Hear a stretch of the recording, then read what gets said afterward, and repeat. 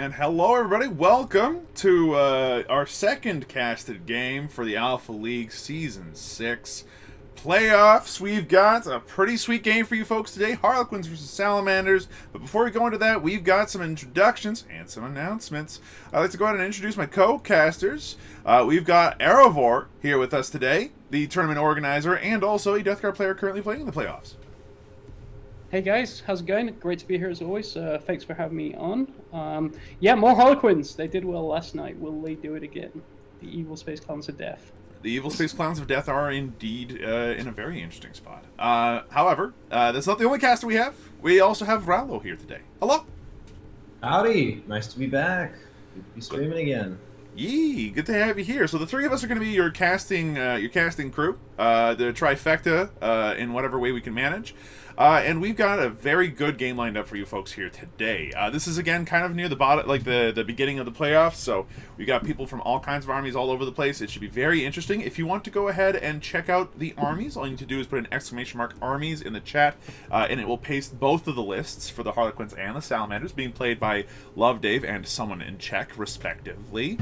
In addition, we would like to ask all folks that are in the chat to not do any backseat gaming, please. We don't mind questions and all that stuff, but don't tell the players what to do or anything like that. As even yesterday, we had someone who's a friend kind of pop up, and it was dealt with in a very amicable manner. But yeah, no backseat gaming. Just enjoy the game. Definitely talk about the game and have fun with it, but don't try to tell the players what to do or anything, if that's what I have to do. If you have rule issues, sadly, the casting crew can't do anything about it. We're just here to watch.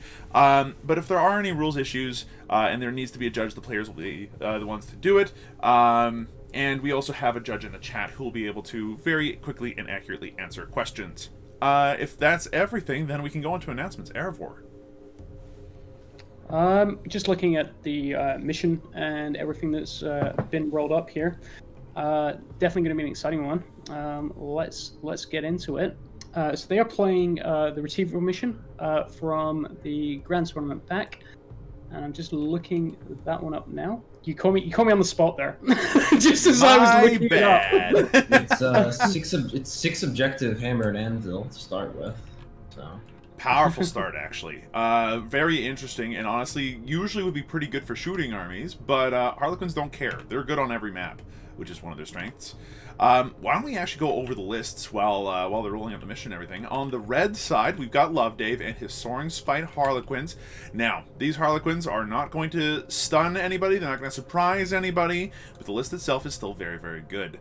Again, if you want to check the list for yourself, put an exclamation mark armies in the chat, and it will post both lists for you. So as I said, they are the Soaring Spite. In their HQ slot, it's a battalion first off. In their HQ slot, they got a Shadow Seer and a Troop Master. The Shadow Seer, equipped with the usual stuff, Twilight Pathways, the Pivotal Roll to get some extra bonuses in terms of like -1 to wound and all that, Veil of Illusion, the Webway Dance, it's all good. We've got the Troop Master. They've got a Twilight Fang, and they have the additional pivotal roll to get the Choreographer of War as well, to get those fancy rerolls. We've got five troops, each of them equipped with a bajillion fusion pistols, and one of them has a shuriken pistol out of the 25 of these models, but most of them have fusion pistols. The vast majority of them have Harlequins Caresses, and one squad has Harlequins Blades. Then in the fast attack slot, we got 3 groups of Skyweavers, 5 models apiece, equipped with Haywire Cannons and Zephyr Glaives, a pretty standard loadout, and then 5 Starweavers to carry the troops and the characters within. Yeah, interesting list. Just a couple of things I'm just going to pick you up on there. Sure. Yeah, pivotal roll for sure, but he's actually going for Prince of Light on the Troop Master. That is the aura of reroll failed charges. So that's what you get from the pivotal roll. He comes with God's Over for War already. So interesting choice there. You don't really need, you're that fast as Harlequins. Like, I've never really felt the need to reroll charges because you can advance and charge already, but I guess it does mean that you're not spending CP to have to do that because everyone rolls +1 eventually. Yeah. And Harlequins are a very CP hungry army. On the Shadow Seer, he has gone for the Shield from Harm. Soaring Spite Wallow trait, which will allow him to get out of a transport after it has moved. and he has also taken the Shadow Stone there, which extends all of his auras by 3 inches as well. So that +1 to wound aura, and it also affects the psychic power. One of the psychic powers he's taken, the 6-up Feel No Pain. I believe that's the Webway Dance. Yes, Twilight correct. Pathways is the extra move, right? Twilight Pathways is the double move. Now, I think the list is missing a Death Jester here, and hold on, they're asking a question. Go ahead and wait on the deploy. We're still going over the armies. They can go ahead and deploy. In regards to the Death Jester pick here, it would be great into this matchup because it would stop the Overwatch that's going to come in from those Centurions there with all the flamers when we get to that. Also, the reduction of the 3-inch movement, which people normally go for on it, is great as well. 3 squads of Skyweavers is interesting. Like, a lot of people prefer to run 2. So that way, at this point, because we're not running the new FAQ, you'd be able to get the 3-up involved on both of them, once in the movement phase and once in the psychic phase. So you're basically leaving 1 unit hanging out to dry with a 4-up at this point, and that could be something that the Salamanders player could exploit here to just target that unit instead, because it's going to be easier to kill. Yeah, if they have the mobility. There's a couple things I find interesting, namely only 2 characters. I haven't actually seen that yet, but also going for the Soaring Spite Warlord trait on the Shadow Seer. I've seen that used to huge effect in the past, and I actually really love it. It does mean that the entire army could just go into the middle of the board, out pops the Shadow Seer, -1 to wound, and then use the stratagem to make the entire army -1 to wound. It makes it incredibly difficult to deal with the entire army. Not to mention the Feel No Pain and everything. I've just always seen the Shadow Seer on foot, and I always see the Troop Master, of course, popping out, murdering something like a character, and then jumping back in a transport. Yeah, I think that both styles of play have their advantages and disadvantages. My one Harlequin friend in real life plays it this way, however, and it has been brutal to deal with. And as far as the 3 groups of bikes go, I like the redundancy, and although it's missing out on the jank of having a Death Jester and having some of those extra answers to certain questions that your opponent might be asking, it does have a lot of regularity. This list will do what it wants to do. It's got the redundancy to be able to do it several turns in a row, even if a couple of units go down. And everything tends to work the same way. So as a result, if one thing goes down, it's not that big of a deal because it wasn't a one of. Everything has multiples, and that's something that's definitely worth, I think, giving a big round of applause to. That's good list building as well. Though I definitely could see the benefit of having that Death Jester right about now. Reason being, well, let's take a look at the opponent over there with the Salamanders list. The Salamanders list is pretty strong. To go over it fairly quickly, it is a battalion, I believe. In this battalion, you got Brayarth. It's the Salamanders, true Salamanders battalion. You got 2 company veterans to go ahead and do those action monkey kind of things. Brayarth Ashmantle coming in. Big, scary dreadnought, really. Does lots of good dreadnought things, and is a character, so can't be immediately nuked. We got a librarian. They have Fire Shield and Drake Skin and apparently Null Zone. Don't see that one a lot. Null Zone's good. The removing invulnerable saves is the thing, but anyway, it's amazing. You just don't see it a lot. Yeah, exactly. But the Fire Shield and the Drake Skin abilities from the Salamander's discipline is exceptionally strong and makes, let's say, Dreadnoughts suddenly a lot tougher to kill. You got Volcan Histan sitting there as well, with the Gauntlet of the Forge and everything else going on. In short, you got 3 very strong characters. In your troops, you've got 5 Incursors, 5 Intercessors, and another 5 Intercessors. The Intercessors are armed with, Autobolt rifles. There we go. That makes perfect sense. And the Incursors are armed as Incursors are. You've got an Aggressor squad with Flamestorm Gauntlets. 3 of them. Makes perfect sense. And a Centurion Assault squad. Not something you see every day these days. A Leviathan Dreadnought with a Cyclonic Melta Lance and a Leviathan Siege Claw. So Melta goodness plus more Melta goodness wrapped up in a nice powerful fist. And even with the downgrade they got in the recent Imperial Armor Compendium, at 200 and what? I'm assuming that's like 240 points, I think, with the Cyclic Meltalance.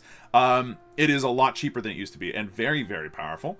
Primaris Apothecary, the true warlord of every Space Marine list that he pops up in, and is actually the warlord for this army. They have the Vox Spiritum and our chief apothecary with the Selfless Healer warlord trait. So doing what the apothecary does with a 6-inch range, 6-up feel no pain.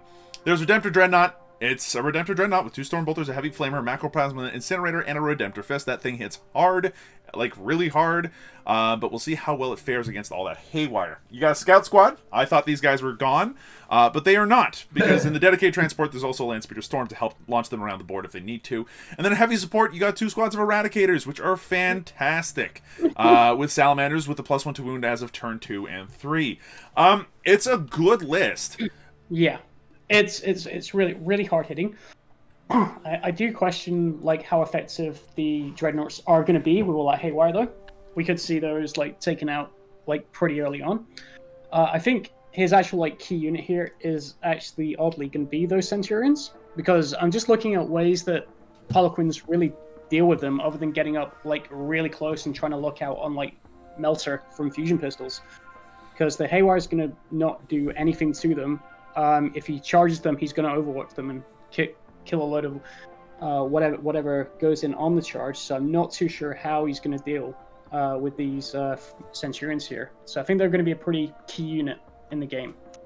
Because I honestly think that the Redemptors and the Leviathan aren't really going to last too long. But we'll see. We'll see. I agree with that. The Redemptor and Leviathan are like the amount of fusion pistols and the 3 haywire squads. These are mulch, especially Leviathan. Losing that toughness, losing that invul save in the Imperial Armor book hit them particularly hard. And I don't even think the Redemptor has an invul save. No, right? it does not. No, it's not. If the fusion pistol hits the Redemptor, it will wound the Redemptor, and it wounds it, it will go through. That said, that's what the Librarian's for, I think. The -1 to hit, the Duty Eternal, and the Toughness 8 that he can give those core units makes a big difference to the Redemptor. And the Leviathan does have a 5-up invulnerable save. Like, it's not nothing, and it will effectively block a couple of shots. It's the mortal wounds that are definitely going to kill them, though. And effectively, that means that the Redemptor and the Leviathan are actually better off probably hiding for a few turns first. I agree with Arrovor. The primary units that I think are going to be doing the majority of the work are going to be those Centurions that just whipped off into the distance. And the Aggressors with the Flamestorm Gauntlets, for the exact same reason. They both have Flamers. They both have Flamers that are wounding on 2s the vast majority of the time. 4s at the very worst. And the Salamanders have the ability to make them really, really tick. Coupled with the 6-up Feel No Pains, the ability to bring them back from the dead and everything the Primaris Apothecary can do. And the Character Dreadnought, who will survive long enough to actually do things, I think. There's definitely some stuff going on here, and Vulcanistan is absolutely not to be messed with either. There's also all the other stratagems that everybody can do, and I'm not sure, is Armor of Contempt a thing that Space Marines have, like the 5-up ignore mortal wounds still a thing, or no? Yes, that is still a thing. Yeah, they still got the Strata for that. So that could give some like efficiency, but it would just mean you're just going to put like a second or maybe a third unit of Skyweavers into it, right? It's a third unit of Skyweavers that's not shooting something else. And it's not like Strength 4, AP -1 damage guns are awful against Space Marines. They are okay. So it's something at least.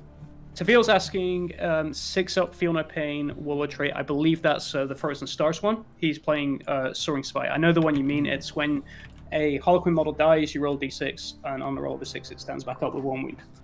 Yeah. But he's gone for the Soaring Spite Warlord trait on the Shadow Seer, which means that once the transport moves, he can quite happily pop out. Yeah. Which is good to get him up the board and get his auras going. Means he's up there with everything. But I've often found, like with the Shadow Seer, you're moving 8 inches plus a d6 and 1 CP for a max advance anyway if you want it. Exactly. I do think that it works both ways, depending on what your playstyle's like. And I kind of like the idea of the Shadow Seer to be able to pop out right where it needs to, put out the buffs on turn 1, and then that way everything's -1 to wound, which is brutal. Now, let's go ahead and take a look at the map here for a second. Our mission for today is, he goes over and looks over, retrieval mission from the GT 20 Chapter Approved 2020 pack.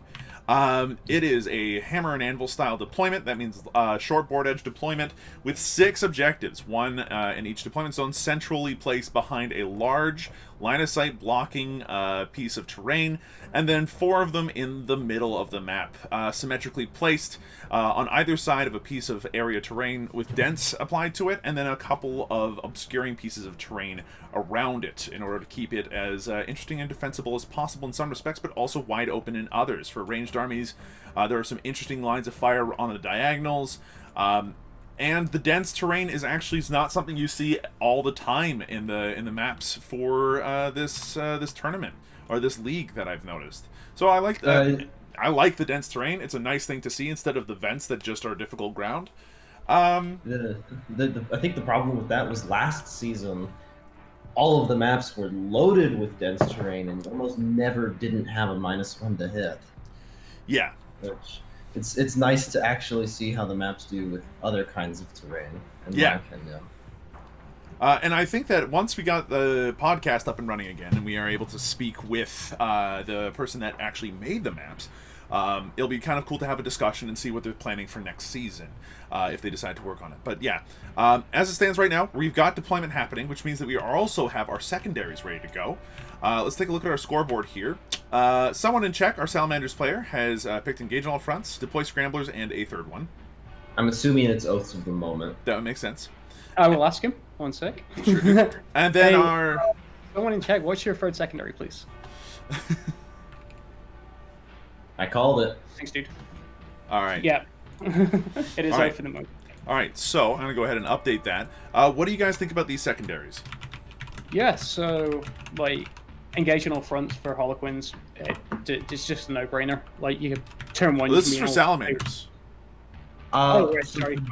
Okay, I was looking, because he hasn't put his name in. That's right. I think turn 1 with the land speeder storm and all of that, he can get it. I'm not sure if he's going to be able to maintain that into battle round 3, 4, 5. I think that might kind of hurt his points quite a bit, honestly. I don't see enough of his stuff maintaining the board presence on the other side. Especially if Dave has the presence of mind to attack him from getting that objective. And what do you think, Arrovor?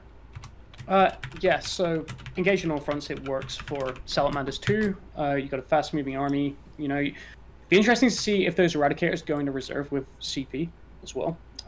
That's what I'm thinking he might do to give him some turn 2 firepower to take out some transports, which will no longer be in hiding. Because otherwise, turn 1, they're just not really going to get to do much, and they might just get tagged. Mm-hmm.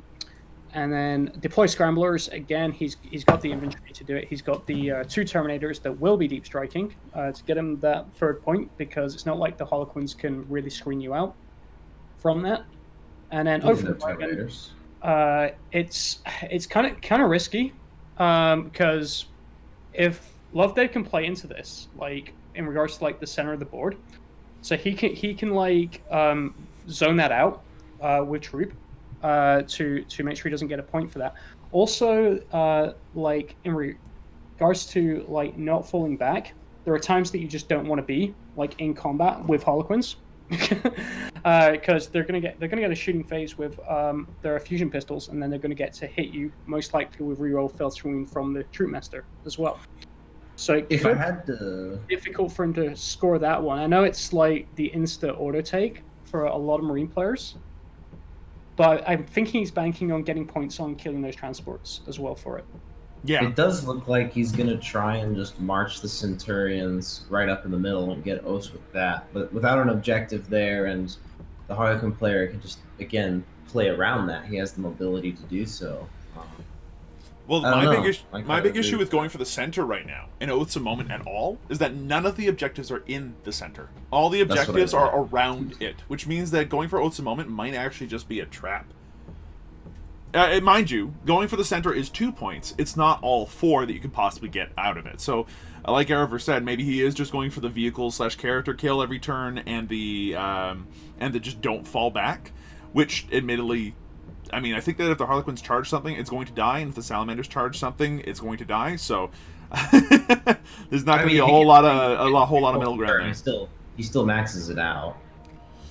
So. After 5 turns, he'll still get a respectable 10 score if he gets all of that stuff at all. And then if he gets anybody in the middle, where the Harlequins don't really want to be, like again, the objectives are elsewhere, that is 2 points. It is going to force some Harlequins to have to deal with whatever's in the center. Now, the Centurions being placed where they are, I find is maybe a bit risky. I agree. We saw this yesterday with the Telamon Dreadnought placement out of our Custodes player, Frozen Towel, and I remember him saying that was a mistake for his play. Those Centurions aren't going to be as easy to kill as a Dreadnought will be, because Haywire is Haywire. It doesn't work against Centurions, but it does make them still very vulnerable to fusions that come out. Do you think that is a sacrifice that the Salamanders player should be happy to make, or is that potentially a mistake more than anything else? I think I agree that it's a mistake. Those Centurions are one of the key units that will help him win this, and if he just throws them right in the center like that, they can be just fusioned off the board. But at what cost? Then you have the entire Harlequin army like sitting out there in the open like a bunch of sitting ducks, right? Do you think that that's maybe the idea? It could be a bait, for sure, but it's a risky bait. Like, there is better places where he could have put these, I feel, like, for sure. Got this ruin on the left-hand side here, that on objective 5, that has been, like, not had anything. They could have quite easily stayed outside of an inch of that wall there, and from whatever firepower that may have been able to get a shot, he'd have probably been getting dents from the woods as well, if he had deployed them there. So I think that would have been a better position. He's probably banking on getting first turn, getting those up the board on a good advance, so you can actually hit that center point for oaths.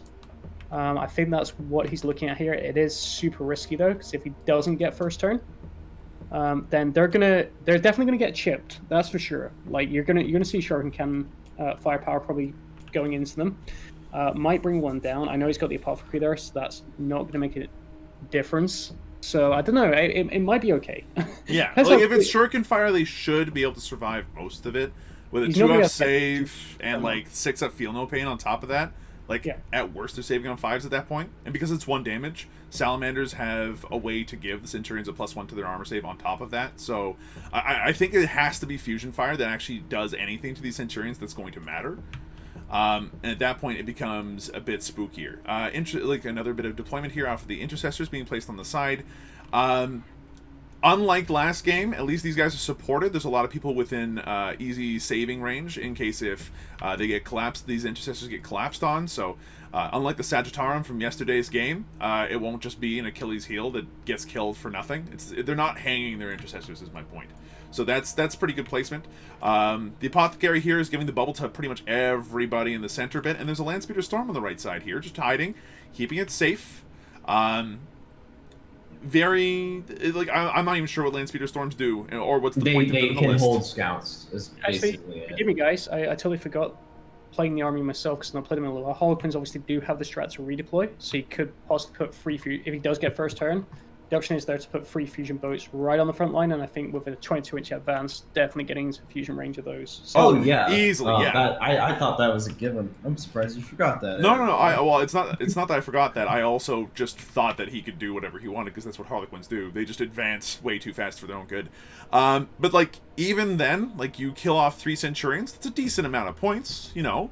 But then it's going to take at least 2 fusion boats to do it. Would be my thinking. They're only wounding on 3s, which is not exactly what you want. They're still advancing, which means that they are hitting on... Are they hitting on 4s, or does Soaring Sprite completely ignore that? No, Soaring Sprite is fine. Yeah. So, like, they're still hitting on 3s, wounding on 3s. That means that a group of 5 of them is probably only wounding with 3 of them. At that point, the Centurions do get access to at least some form of save, and then also the Feel No Pains. It's going to take 2 boats to kill them, and at that point, you're hanging 2 boats with all the troops on the inside, which are fairly easy to collapse on when you've got access to Flamers, the Intercessors, and an Apothecary right behind that, not to mention all the rapid fire from the Intercessors coming in on one side and the Aggressors from the other. I honestly see it as worth it, considering he's got 5 boats, and I would take that as worth it, getting those Centurions off the board completely.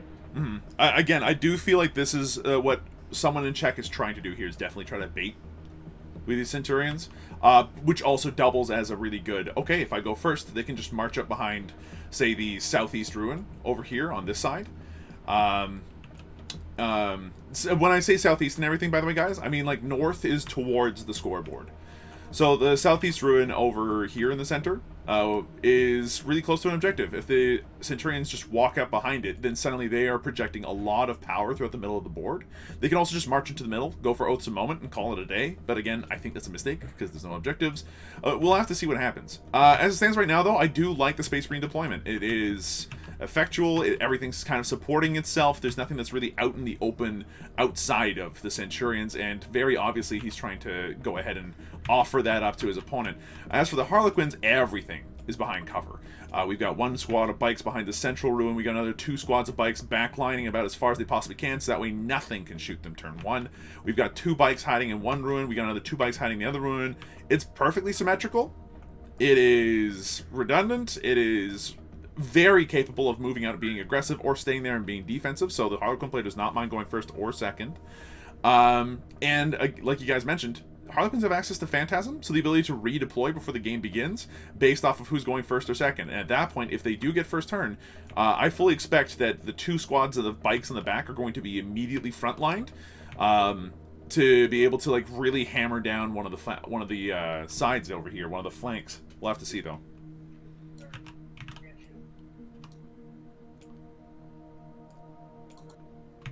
As deployment continues, currently the Salamanders player still has yet to deploy the majority of the really hard and super heavy hitting units. The Eradicators seem to be being put on the... Well, at least one squad of Eradicators is going to be put on the board, at the very least. We've got all 3 Dreadnoughts that have yet to be placed, and the Librarian. So far, there's no guarantee as to where all these people are going to end up. I just noticed that Dave, the Harlequin player, took Bring It Down, and he's not maxing that out, right? Because that's just 10 points if he kills all of the vehicles, I'm pretty sure. At this stage, I believe it is 3 for the Leviathan, 3 for the Redemptor, and 2 for the Character Dreadnought, because it's less than 10. And then the Land Speeder, yeah. So yeah, it's 10 total. I don't know if I agree with that choice on the Bring It Down. What else would you choose? I'm trying to think about that one right now. That's like in that same bracket as Bring It Down. You've got, I think, Thin Their Ranks. You've got Grind Them Down. You've got While We Stand We Fight, I think, as well. I don't remember all of them off the top of my head. Let me check. That's No Mercy, No Respite. Bring It Down is Purge the Enemy. So that's Titan Hammer, Cut the Head, Assassinate. That category. Right. Honestly, so Titan Hunter is useless. Assassinate won't help enough. Get 10 points on a secondary and trying to get those 10 points as easily as you can. And he's definitely got the firepower to delete like every vehicle. And the movement. So honestly, I think it's fine. Yeah, I agree. 10 points is a perfectly normal place to be. And because everything else in that bracket, like, is... I mean, Cut Off the Head is a complete waste of time. At that point, like... Oh, of course. Like, it's not going to go off for anything better than 3 points, probably. Assassinate, I mean, sure, you've got some very tough characters, though, and all of them are going to be hiding behind a whole lot of other stuff. What the Harlequin player needs to do is kill the vehicles, and the vehicles are worth 10 points. That's exactly what they need to do, and that's probably worth their time. So, yeah, well, I actually agree with that choice. I'm going to be curious if he's actually going to be able to get that character Dreadnought. That can be very difficult to do. It's going to depend on how many of the boats get blown up and how many of the Haywire bikes, I think, get destroyed early on. Oh, the Incursors are going down in a very aggressive position. Not behind Obscuring, but within cover. Yeah. I can't... Sometimes I feel like these forward deploying units, they look great on paper, like what they do. But once they're there, they're there. So, like... If Lovedev does get first turn here, he can definitely punish that. I mean, at least they're not like 9 inches away from the deployment zone edge, which I've seen some people do before. But for sure, he's just looking to hold on to that objective and force some shots into them, like turn 1, on the to stop him from scoring now on the primary. It's actually okay. Like, because again, he would have to dedicate shooting to get rid of the incursors when right now there's much more juicy targets on the board. My issue is that the incursors could have been placed behind the obscuring terrain, And in the woods, right? or in the woods even, right? And they would have been safer there because you're not scoring points on turn 1. You're scoring points on turn 2. So if you're going first, you could have moved out onto the objective and taken it. Or if you're going second, they would have been safer. Right now, being where they are going to be safe against haywire grenades, but that's not where the haywire grenades are going. And they are really just providing a great place for the haywire bikes to charge into, kill, and then hide behind obscuring terrain. Mm-hmm. Or you can just send like a unit troop in there. Take the objective. Yeah. And then force shots into that unit troop. Yeah. And being in cover at least gives them a 6-up save against the fusion, but even then... Yeah, I mean, and then you're going to make that charge and take the steal objective, you know? Mm-hmm. Mm-hmm. Exactly. It's a very risky placement for the incursors, but hey, if it works, it works. Sometimes that's an experience against Harlequins. A lot of people don't understand like quite how fast they are. Brayarth is right out front with the only protecting pieces being these Centurions, and even then he's not exactly. No, he has a command squad. He has a command squad in the ruin, so the Dreadnought's fine. Oh, okay. The command squad protects him. Okay. Yeah, they have the guys with rule? lightning claw. Yeah, the guys with lightning claws have bodyguard. Good call. Good catch. But that does help a lot then. Okay, so Brayarth is front and center. He's hard to kill and very, very difficult to get rid of because the the command squad are behind in obscuring terrain, so they cannot be seen. But yeah, I specifically checked that when he put the Dreadnought there. I was like, is the command squad in there? And it is. It's right down there. It's they're outlined in pink. Yeah, they are outlined in pink. But I actually didn't know that rule. That's on me. Okay, and every one of the Dreadnoughts now is down. It seems as if deployment's pretty much finished. Let's see who ends up getting the first turn, pretty much. That's the last thing that needs to happen. Yeah, I mean, we've gone over it. Guys, what are your predictions for this game, then? Who do you think is going to take it? I've also done a little poll, because I always do, and I'm going to post that into the stream chat for you guys to vote on as well, and we'll see. So, who do you think is going to take this one? You first, Rollo. My money right now is definitely on the Harlequins, the Salamander matchup.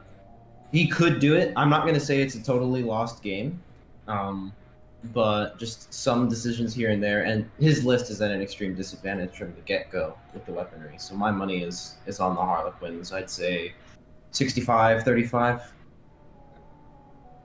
I would agree. I think that the Harlequins played properly have a very strong chance of doing well here. And it seems as if someone in Czech is playing aggressively to start with. And that could be a big mistake. I do like it, though. It shows that there is a want for initiative, which you absolutely need to be able to wrestle from the Harlequins. But we're going to have to see what happens here. I do think that it's in the Harlequins' favor, unless they put themselves within flamer range. As soon as they get within flamer range, and the flamers survive, there's going to be a very dramatic shift towards the Salamanders and how well they're doing.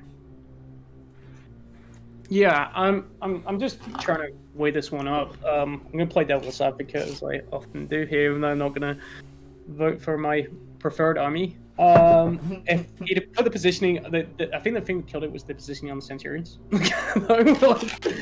Honestly, I agree. They could just die turn 1. But did he put the Eradicators into reserve, by the way? Or did no, the purple squad of Eradicators is frontline, and the other squad of Eradicators is hiding in behind of that central. Both of them are in the central area there. The only thing off the board is the Scout squad in the Landspeeder Storm. Got ya. I mean, I'm gonna have to give it to Harlequins too. Then I think I think so. Well, let's see if we're all wrong. But I think the Centurions being out front like that could be like huge. It's very risky. Yeah. It's definitely a bait maneuver. The other thing that's worth keeping in mind here that is actually working towards the Salamander's favor is that it's hold 1, hold 2, hold more. It's not a take 2, take 3. Get more, which means that the Space Marines don't have to spread out as much. They can hold 2 objectives throughout the entire game and still do really well on primary. So they could just let the Harlequins have the field if they absolutely must and still do okay. But they're not going to. They took engage on all fronts. They took out some moment. They're going to move out and try to take the center, making them a bit of a target. We'll have to see what happens. I still very strongly disagree with that engage on all fronts for the Salamander player. I would agree. I do not think he's going to get that many points off of that at all. Especially by not putting anything into reserves. I would agree. The only in chat, Talinarium seems to agree with us. The only way to not the only reason to not put them behind the wall seems to be to use them as bait. And right now we're still kind of debating whether or not that's a good strategic decision. Is that a good choice? We'll find out shortly as soon as they roll off to see who goes first. Yeah, so it looks like everyone on the poll is agreeing. Like literally 67%. Harlequins, 33% Salamanders, like right now. Hey, 65-35 wasn't that bad of a guess. No, it was an exceptionally good guess, my dude. Well done. All right, well, if we're all done here with the pregame and everything, I will let the players know that they can roll off the first turn. Oh, they could have rolled off whenever they want. Wait. Okay, guys, whenever you're ready, you can go ahead and roll off the first turn and stuff. All right. Oh, yeah. Dice are out. It is chess clock. I'm curious how much time this Harlequin player is going to just absolutely burn on that clock. We'll have to see. But each player has 90 minutes to play, if I remember correctly. Yeah, I don't think they started it for deployment. No, which right now it's on 90. It's on 95 right now instead of 90. Is that? Yeah, the 5 minutes there for deployment. All right, the dice are coming out. Harlequins roll a 5. Salamanders roll a 6. Salamanders get turn 1. Alrighty. Good luck. Have funds are being put out there.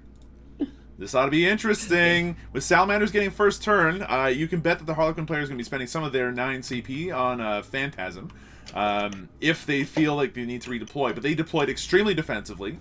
They probably don't need to use Phantasm as a result.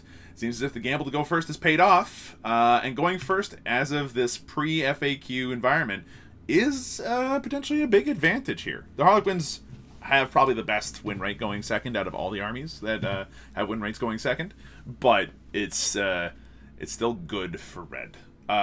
Blue. Unless he let the Harlequins go first. Ooh, that's not a good choice. Ooh, boy, this ought to be interesting. I have to wonder what their choices were. Here, discuss. Do you think the Salamanders should have taken the first turn, or were they right to go second here? No, he definitely should have taken the first turn to try and get into a better position. He's giving a lot of his points away when it comes to getting the center 2 points on Oaths at the moment, trying to get what engage points he can. I do not agree with that choice at all. That he went with right there. I say this because I've made this mistake myself, where it's like I'll give the Harlequins first turn so they can get up in my face and I can just deal with them like that. Nope, it's a terrible idea. If the Harlequin player knows what they're doing, it really just puts you in a much worse position than you need to be. Arrovor, you're muted. Do you mean to be muted? Well, just the two of us then, Wolf. Sorry about that one. I ran off to get my sweater. But yeah, I agree with you. Missing out on first turn here. Although Curry brings up a good point. Oath's easier to score if you're going second because you know exactly where you need to be. You can go ahead and push for the center. And engage on all fronts is just as easy to score if you're going second as it is when you're going first. However, again, Oaths I think might have been a bit of a trap. Yes, it's a very powerful secondary, but the problem is that there's no objectives in the middle. And you want to be putting that where you want to be in the first place. Otherwise, you're just going to put you're effectively creating a movement tax on yourself. You only have so much movement and so many actions you can do in a game, and having Oaths a moment, someplace where you don't initially want to be or intrinsically want to be anyway, is effectively just creating a tax on those resources. It's going to be interesting to see what going second does for that. Now, that said, I think that going second was a logical choice anyway. Because do you see these Harlequins? Do you see how far back they are? Do you have any idea does anybody in chat have any idea how useless this Space Marine army is going to be against the Harlequins turn 1? The answer is very, very useless. They won't be able to get any attacks off. They won't be able to do any damage, and their first turn, if they get it, is going to force them to move out, do nothing, and then immediately get counter hit by the Harlequins. Doing it this way, at the very least, forces the Harlequins to come out first. And that's powerful. We're going to have to see how that goes. He's doing, as predicted, he's doing redeploys right here. Yep. Yeah, I mean, if he's got first turn, then 100% he was going to use Phantasm. Speaking of which, he's going to be down some CP as a result of that. Phantasm and 1,000 Souls of Fall, so if wants to, he can redeploy up to 3 units, which is crazy. yeah. It's the reason why I've been tinkering with lists, a Necron list that has the Deceiver in it, for specifically that reason. Being able to redeploy or put units into strategic reserves for free. Well, not for free, but for the cost of having a Deceiver, which is a pretty reasonable model anyway. It's so powerful. And Ultramarines also have the ability to do this. Craft Worlds have the ability to do this. Thousand Suns have the ability to do this, like you mentioned. It is such a powerful ability in 9th edition, and especially in a post-fac world. It's going to be even more important. In this situation, he was kind of forced to go first, and now is going to spend a couple of CP to just be like, yeah, okay, sure, I planned this the whole time. Here's Phantasm. Well, I think he was willing to spend that CP anyway, because what if he rolled to go first? He was going to spend that. That's... Yeah, I mean, it's kind of, for Salamanders, probably didn't, I mean, I'm looking at this now, probably didn't even want to win that roll-off. Like, you're damned if you do, you're damned if you don't. If he goes first, he gets up the board, but he takes a lot of firepower. Going second, he forces him to spend CPs to redeploy, at least, and he's going to get hit anyway. So 20 my main issue is that you can hold the 2 objectives that are currently out in like the closest to his deployment zone. You can hold them while being still hidden, and it would have allowed him to put the Centurions in a place where they weren't bait, they were counterattack. He would have been holding 3 objectives relatively safely, and he would have effectively forced the Harlequin player to still sit in the back by allowing the Harlequin player the first turn. They can now Phantasm, get super aggressive, and as we can see, all these bikes now are on the right side here. 10 of them. 10 of them. Just ready to go and immediately attack and charge this entire flank over here. The Intercessors and the Redemptor are on a very close to dead list. I'm calling it. That Redemptor is going to get popped this turn. I would agree with you. There's very little chance that there's a very high chance that it just does get exploded. And there's a fusion boat ready to pop out as well. Yeah. But my biggest problem with him, this might not even have to be with him choosing to go second. Just his secondary choice. There's no way this is gonna deploy scramblers. How is he gonna get back there, especially going second? Engage in all fronts. He's not gonna get the board presence, especially going second. The moment that middle is gonna be very hard to go through. I think these secondary choices are really going to make this extremely difficult for him. Agreed. No, these secondary choices force the army to split up. And sadly, he's a Salamanders player with a lot of synergies that wants to stay together. I think this would have worked in any other matchup where his Eradicators would have been in reserves just fine. But at the same time, those Eradicators aren't in reserves. They are center and file. There are scouts in the Landspeeder Storm, which can go ahead and zip around the battlefield, but the Landspeeder Storm then immediately dies and gives 2 points to the opponent. So we're going to have to see how that goes. So yeah, 22-inch move, not suffering -1 because they are soaring spite here. So yeah, that Dreadnought's toast. Yeah. Now it's not within 6 inches. It's not getting melted damage. So if there's a couple of whiffs on any fusion, it'd be one thing. But it's these are the haywire. Yeah, exactly. And so as a result, it's just like, oh, okay, yeah, that dude's exploded. And he's got the charge target in there as well. Yeah, he's going to just take the objective. That's the other thing in going second. He doesn't get his psychic powers off and stuff. Yeah. Good point. Yeah, the Librarian psychic powers did when we were going over it. I'm just going to quick meander at them. The Fire Shield, Drakeskin, and Null Zone. Alright, yeah, so Null Zone is the aura that turns off invuls. Fire Shield is the... -1 to hit and the -2 to your charge distance for charging the unit. Drakeskin is +1 toughness to the unit. Well, there we go. Yeah, getting those buffs up would have been like the reason why I would have taken first turn. Imagine the difference that a toughness 8 -1 to hit Redemptor Dreadnought would have, defensively speaking, against all this haywire, right? A lot is the answer, yeah. Like, suddenly you're only wounding on 6s, not 5s and 6s. You're hitting on 4s. It doesn't affect the mortals, but the -1 to hit is also huge, because the Harlequins were never going to get that in the first place. Although they are advancing with Haywire, does that mean that they're hitting on 4s? No. Still Soaring no, Spite. eh? Okay, cool. Soaring Spite. Oh, Soaring Spite makes it for all assault weapons, not just the pistols and the boats. This is why people have gone to Soaring Spite more so than Frozen Stars right now, because you negate the -1 on like one of your like key units. You're gonna get the free up invul on there as well for defense purposes. So all in all, it's just better if you want to play aggressive. And as we've seen, like early turns, you need to be aggressive in this edition. Like, you can't just like sit on your 2 backfield objectives, twiddling your thumbs. That just doesn't work. Yeah. Giving up that first turn, though, I have to wonder what someone in Czech was thinking. I feel like he hasn't gone up against that many Harlequin players. Which I find hilariously surprising, considering how many of them there are. Podcast, never go second against Harlequins. Don't. Yeah. I've made that decision. I've made that mistake once. It's not a good choice. And you've got these multiple waves, which is exactly what Loveday's setting up for. He's going to be moving the bikes up. All the fusion boats are just going to stay like around those objectives on his backfield, ready for the second wave to come in. And there's the 3-up invuln on the 1 bike squad already, so that bike squad is very tough to deal with unless they get null zoned. This plan is simple. He's gonna. I'm sorry, Arrovor, you can take that. Yes, his second bite squad hasn't moved because he's probably going to Twilight Pathways it in the psychic phase to just get it behind that one.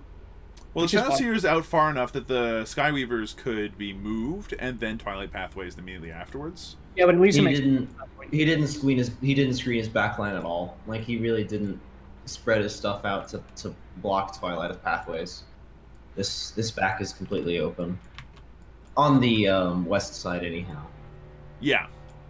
Mind you, it's, you know, at least there's nothing within reserves. So the Salamanders play doesn't have to worry too much about that specifically. Twilight of Pathways is the big one, isn't it? Does the Shadow Seer have Twilight of Pathways? Yeah, it's got Twilight Pathways and Webway Dance. So the 6 Feel No Pain from Webway Dance and then the move again from Twilight Pathways. Very, very strong, pretty standard combo for the Shadow Seer. I've yet to see a Shadow Seer with different abilities, honestly.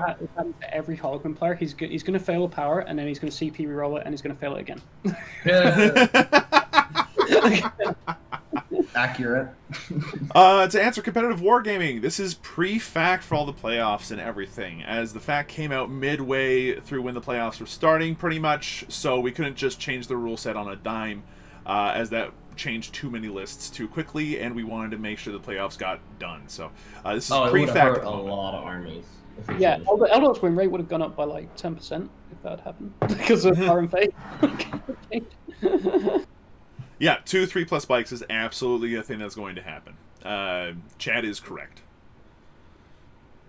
Curious as to what out comes the other bike squad, well within range of psychic stuff. Hence the aura on the Shadow Seer there, just making sure that everybody can see where she is and where she can put out those spells. I mean, this is a bit.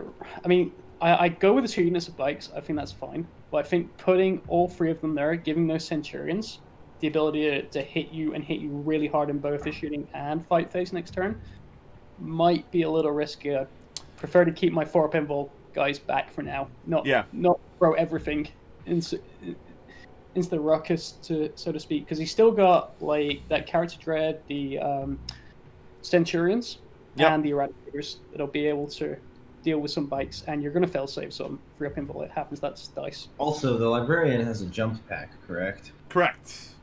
So that null zone is, effective. Ooh, good call. Yeah. Effective 16-inch, 18-inch? Mm-hmm. 18-inch range on that null zone? Yeah, plus advance because you can advance in Psychic, so there's that going for them as well.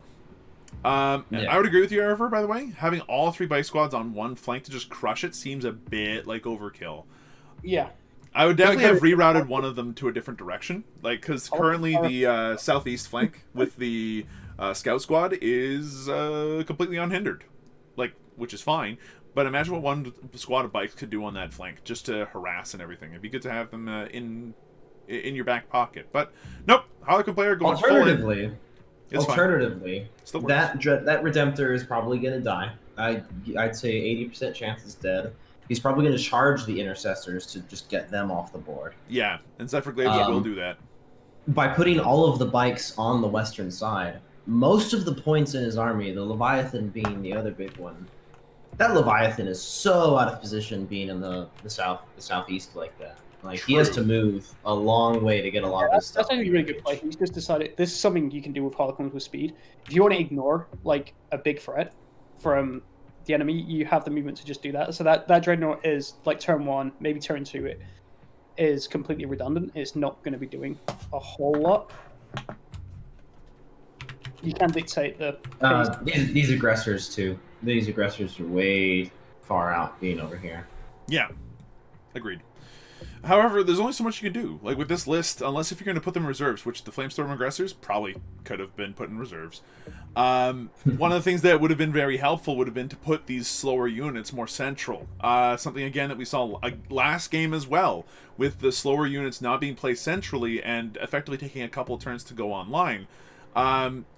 You know, in this case, the Harlequins are going to have a full 2 turns of pretty much being untouched. It's going to hurt. And then the Salamanders player is going to effectively be scrambling from turn 1 to get the initiative. Now, again, we're going to have to see what happens to these Centurions. Apparently the Harlequin players decide to ignore them, I'm pretty sure, because none of the fusion boats seem to be moving out. And I don't think that the intention is to do that. I'm guessing at this point the Centurion's Gambit has been declined. Would be my guess. We'll have to see what the Centurions can do. They can absolutely hit back, especially with the null zone popped on them, but yeah. What was that? One more time? He couldn't really do much to the Centurions, like turn 1, to be honest. Like, you know, fire some haywire into him, it's going to bounce off. Sacrifice some Harlequins on the off chance of some fusion getting through, maybe, you know? Well, that's what we thought could happen, right? Which is, you know, definitely something scary, but not scary enough. Well, apparently it was scary enough to not go after them at all, which means the Harlequins are going to be just completely avoiding them. And because of how slow they are, they're going to take forever to kind of get anywhere. If the bikes get where they want to be, which is behind the obscuring piece of terrain, in the corner with the Redemptor Dreadnought, then yeah, we're not going to see the Centurions do very much this game, up until the moment where the Harlequin player decides, okay, now's a good time to fusion them. Yeah, I mean, it's all eggs in baskets right now. He's looking to kill that Dread and kill the infantry there. If he rolls bad on the Haywire, which, again, Flaming Blade Harlequins can happen. It's possible. It could be a problem. He could be in a lot of trouble over there. Yeah. Now, statistics say that the Redemptor is going to take a lot of damage, if not just straight up die, and the Incursors will follow pretty shortly. The Intercessors will follow shortly afterwards. However, it's not a guarantee. Now, to answer chat's question, Telenarium is asking how to get the 3-up invulnerable save on 2 bikes. Arrovor, could you explain that, please, for our viewers? Sure. So, the stratagem Prismatic Blur. Obviously, stratagem can only be used once per phase. So in the movement phase, when you advance a unit, you can give it the +1 invul, 3-up invul. And then in the psychic phase, when you use Twilight Pathways, you can advance the unit again, and thus give it another 3-up invul. So you can have 2 units with 3-up. Bearing in mind that this no longer works, this did get FAQ'd recently. I believe Twilight Pathways doesn't let you advance now, so you can't do it. Correct. Anything that allows you to move again is a normal move now. Yeah. So you can't do it anymore. Sad times. Sad times. But it does make it a little bit less obnoxious, because 3-up saves are gross. Like, oh god. 3-up invul saves, I do not agree with. I'm happy they changed the Storm Shield, because I hated Storm Shields. They're still pretty bad, but 3-up invul save is ridiculous. 3-up invul saves are, like, a step so far above a 4-up invul save it hurts. I think the Storm... it's still pretty strong. The +1, there's just blanket +1 to save on the Storm Shield, I think is really powerful. Absolutely. I agree, but like, it's still not as bad as the 3-up freaking invul save, in my opinion. Agreed.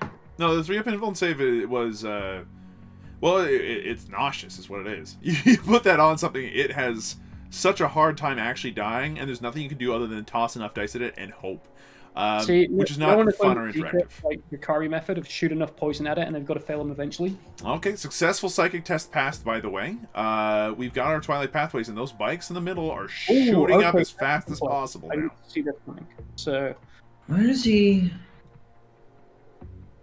Maybe he's gonna try and charge the Eradicators. That would be absolutely worth it. Putting these guys in reserve, right? Because they're just going to get tagged. Against an army this fast? Absolutely. And the Eradicators are useless in close combat. I mean, they're a Primaris Marine, but they are a very expensive Primaris Marine to be stuck in close combat. How many points are they again? Away from Adrian on Tabletop Titans. At this point in time, they were... Let's see. A squad of these guys was 120, so they were 40 points a model pre-fac. They're 155 points now for a squad. That's still like... For a 24-inch 6-shot melter. No, 135, I'm dumb. Still stupid cheap. Yeah, no, like they're absolutely worth it. They're only 45 points a model post-fac, which means you can get like 6 of them relatively cheaply. But it's for people that were spamming, I don't know, 18 of them that were currently that were potentially the issue. So, yeah, having two squads of 3 is not like over the top or anything, and it's really good for Salamanders. But right now they're about to get tagged since Harlequins can advance and charge, because Harlequins don't care about the rules of the game. And naturally, he doesn't want to fall back. Well, and the problem is, either he kills those Eradicators, or he doesn't, and he has to fall back, because unless if he decides to go into close combat with them, and like, sure, you could, but half the reason why these Space Marines even have a snowball's chance in heck of doing this is by having some shooting. With the regressors on the wrong side of the map to get into close combat and do the greater good Overwatch that Salamanders have access to, yeah, they're going to have to fall back. The aggressors will probably move in, mop up the bike squad, and then after that, the Harlequin player has still had the initiative, has kept their opponent boxed in. Yeah, it's still rough. Plus the Troop Master with the Twilight Fang. Where's he hanging out? I'm guessing he's at the back somewhere, because he's someone never to be underestimated in close combat. Oh, never. Especially, it's not a bad idea to keep it in the back, because it's +1 attack per turn, right? Yeah, he just powers up. Yeah. Like when I was looking at the combat options for dealing with the Scents, he was on the list doing like a sneaky wall charge from somewhere. One way he could deal with them. Yep, so here we go. We're seeing now.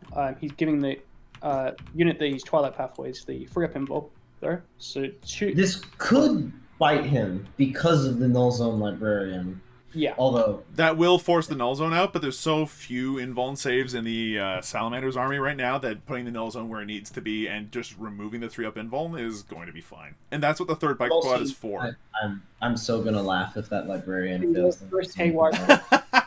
Well, the other thing is that he has to keep it out of deny range of the Shadowseer, and the Shadowseer being sort of aggressively placed means that the Librarian can't exactly put himself too far forward without getting the potential of a deny. I don't know. I think he can. It's doable, but he'll have to only go after one bike squad, like the one bike squad, instead of advancing and trying to get both. Where is the Librarian anyhow? He's hiding in the middle. He's the one with the red flaming sword in the sick jump pack, right about there. Yeah. I was the trying to Apothecary, see having a good time. What the cast on Null Zone is. I think it's like a 6 or 7. It's 7. 4 mortal wounds plus 2d3. One more time. 4 mortal wounds plus 2d3. Oh, is he firing the haywires? Yeah. Oh, so, you know what? If they're firing the haywires and we're on to the shooting phase, let's go ahead and listen to the players.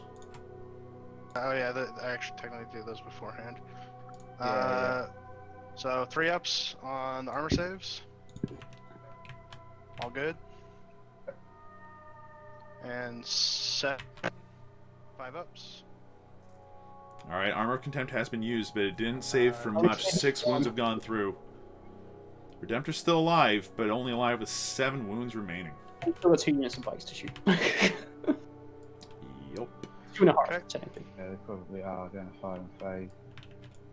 Yeah, Oh, not wow. all the bikes. All five of these bikes can see that Dreadnought. Oh wow. Oh, and that's the unit that just shot. So it's the Yes, you always start out with So they're fire and fading. obviously. There's So- still another 7 bikes that can shoot him now. Everyone that's new to competitive always start shooting with the thing that is furthest away from the target. Yeah, shoot the thing that's the fewest options. If you with the front squad there and one shot it, that unit would have had literally nothing to shoot at. We're gonna drop back to there. That's fine. Okay, and then They could've shot the Centurion. into him. And done Alright, nothing. same thing again. That's fair. Let's see. This dice is fine. Rolling 5d6 shots with the haywire. Almost completely even, actually. Much. 6, 12, 17 shots. Pretty reasonable. There we go. Alright, here goes. To shoot. 3's to hit. No. That's a lot of rolls. Oh, not a good roll. Not a good roll. So far, Redemptor might be lucky. Let's see. Oh, Very lucky. Only 3 Sixes, mortal 3 mortal wounds. wounds and 2 and saves. 2 saves. Oh, 2 saves on a 3-up, no less. So 2 armor saves. Fails Take 1 that. save. Failed down to 6. The Redemptor's not And dying to that then bike squad. 4. The Redemptor cannot. There's no way the Redemptor can count as full 3. bracket, right? Because they changed Power of the Machine 3. Spirit. I'm not sure. Because you don't armor of content's only for mortals, isn't it? So you It's gonna die. I'm This pretty sure Yes, yes, yes. Power of the Machine Spirit Sorry, I only thought you works got on 2 stuff that cores. has Power so I of the saved one Machine of those, Spirit, so which is take 3 in basically total. just Land Raiders and Storm Raven. He's got 4 wounds left. He's got the Okay, cool. bike unit here. Yeah, but only 2 bikes can 5. see. 3 that can see you. 3. Oh, I Shoot suppose you. that this one is touching the room, Yeah, so yeah. Those 2 Sure, that's fine. Yeah. be some eradicators just for fun. I believe they can. Will he do it? Will he take out? He's the gonna try to Redemptor? shoot the Yeah, you Eradicators can. with the other 2. Okay, well, best of luck. No one should be putting money on on any of the Eradicators dying here. Let's find out what happens. Oh, just to build tension, he's doing the 2 and 2. I hate what he's done with the base size on the Redemptor. There's a circle one, dang it. I don't know why that circle's so huge. That's his explosion rate. This is actually something new. All right, so we got 7 shots going on the Eradicators. So far, the one 4 of them have hit. around, A little worse than odds, but not outside of the realm of possibilities. And they need 5 wounds, no wounds on the Eradicators. Eradicators. The yeah, Eradicators yeah, are fine. Eradicators are T5. They've got Gravis armor. For some reason. Because they're cool, that's why. Most sell more Primaris. Alright, let's see what happens now. 3d6 shots going into the Redemptor from the Haywire that can see him. 3 into. Not as good as you would have expected, but certainly not the worst you've ever seen. 9 is on the low end of averages. 9. He's thinking about it. Oh. Yeah, I know. It's someone harping that too, and he's like, I know he'd just reroll into a 1. Well, the thing is, Exactly. he'd have to... Yeah, it wouldn't be great. Oh, well, Oh, okay. they all hit, though. That's really good news for the Harlequin player. Not so great for our Salamander. Boom. It's only 3 that go through, 3 wounds, and then... There's one save that Dreadnought's dead. Oh, no! Double D3s going for the max there. That is a lot of mortal saves? wounds. 7 total. Take 1. It takes 1 wound from the actual wounds down to 3. There Seven needs to be at mortals. least 5 5-ups here. Not even close. The That's dead. Redemptor goes Nice. down. See if I blow up. Dead. Does he explode? We're about to find out. Explode, please. No. Oh, so Okay. close. The Salamander player at least has that small mercy, but there goes the Redemptor Dreadnought as foreseen. But it did take Alright. almost 3 completely full bike squads to do it. Yeah. I hate that this freaking. And that's going to be the shooting phase. What do you do for the base? You made pretty it so Successful. Removing these like key targets is huge. He needs to do it every turn though, so that's definitely great for him.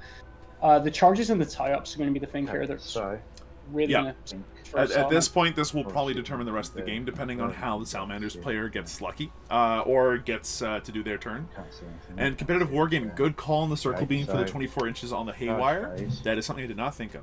So, Okay. spikes here. To be fair, the base. What I was complaining was the base was the circle. It was Yeah. the wrong size for the. I was base just of wondering what model. the circle was for, but No Overwatch.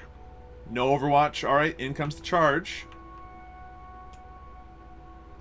Easy in. Okay, that's an 8-inch charge. The first bike squad of Skyweavers is going to be able to make it into the poor intercessors, who, although they are potentially able to hold this objective, won't be for much longer, would be my guess. There's no the bikes, because remember these are soaring spikes. They're not getting the extra attack. So They still have I mean, 3 attacks apiece, though, hitting on 3s, wounding on 4s. yeah, it's really tricky, though. Like, trust me, I've used these things in combat a lot. No, that's fair. But math, like 15 No of them, reroll. 10 of them hit.